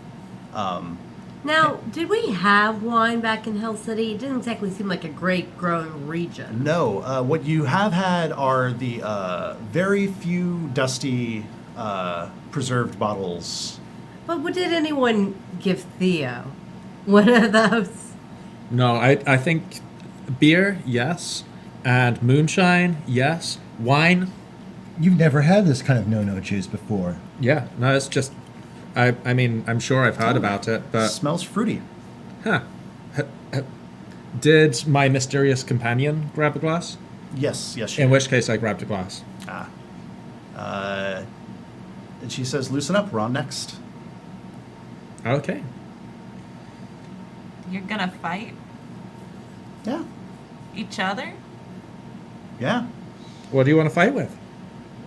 And she laughs and says, "You might want to have your friend hang on to that bow for you." And then she pats the hilt of her sword. Okay. Hey, Do you want me to hold on to Peregrine too? yeah, actually, they probably don't need the extra weight. I grab myself some wine and heft all this stuff on my back and just So, like Yeah. find a seat. So are we going by Code Duello, or is this First Blood? How are we doing this? I haven't even drawn my weapons yet. You've been sort of like socially guided over to where the other people were fencing before. And she says, "Oh, no, I mean, I don't know. Whenever you're done." And she tosses her glass towards your face as she pulls her swords out. Okay. And that's where we're going to leave it for tonight, because it is almost that fateful hour of 10 o'clock. Womp womp. Which is what Yolanda and Getty see. as you're rolling up. 10 o'clock? No, through the fence as you approach this side of Green Lake. And by the way, the monologue from your guide has not really abated.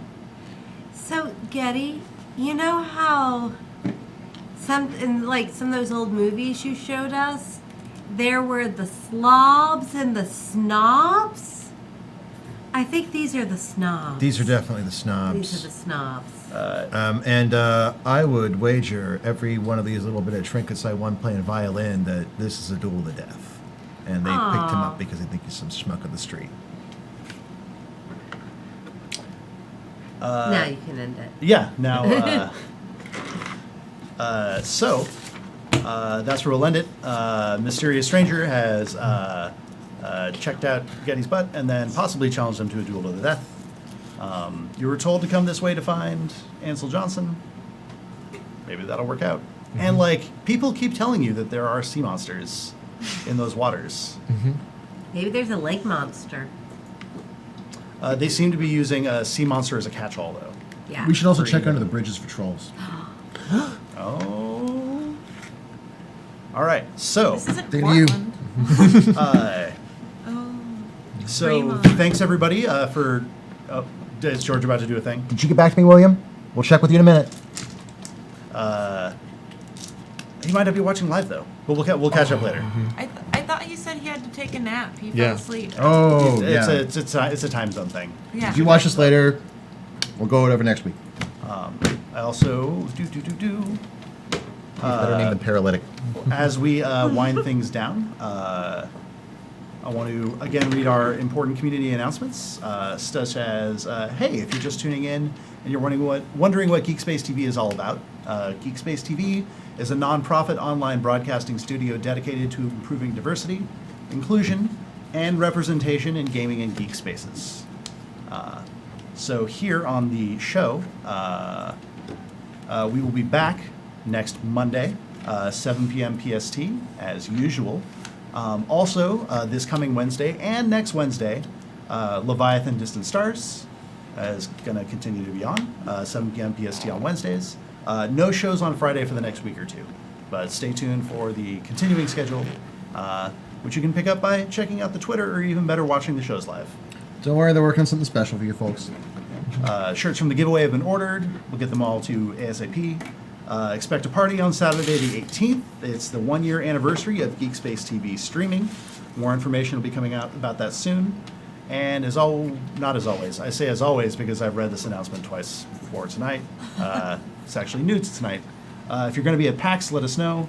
Various GSTV cast and crew will be on a bunch of panels, and we would love to see you. Also, I want to give a shout out to people who've donated to the stream tonight, such as Casa Venu. Thank you for the $15 donation, Casa Venu. Hey, thanks. Thank you for the very sweet message, which I will read right now. They say, oh, hold on. Sorry, I just updated the thing. We apologize. This was supposed to be a moment of glory. Now it's being drawn out. There it is. I errantly clicked and then it reordered everything. Yeah. So, Just getting the robot Shinji.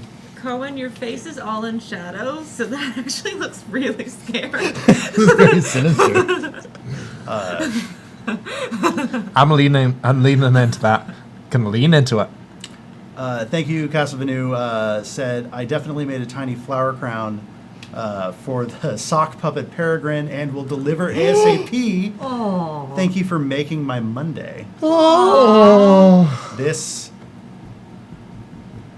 is what I like to hear. Oh my gosh. Yes. Oh. Do we want to put sock puppet Peregrine prominently? Yes. Yes. So thank you. And thanks Thank to you. thanks to everybody who supports, whether it's through really cool stuff like props or art or donations. Also, thank you everybody who talks about the shows, talks about the studio, talks about the work, shares it with your friends, people who might really enjoy it. That's how these things grow and thrive, is talking about the things that are really important to us and are cool. So, We got some good donations tonight, by the way. Thank you very much. Remember, this show is supported by, to draw from the old PBS line, viewers like you. Thank you. And thank you, Andrew. oh, you're welcome. You know, I get a kick out of this. Thank Anna, Yes, Anna. who is dope. Awesome. And Jared. Heads person of Jared's pretty good. GeekSpaceTV. Jared, our technical producer. Thanks again to people who've helped out with art, like Amy and Stacy. And thank you guys for coming to plan. And thank you all for watching and or listening. And we'll see you next week. Bye. Bye. Get back to me, will you? Oh, mods.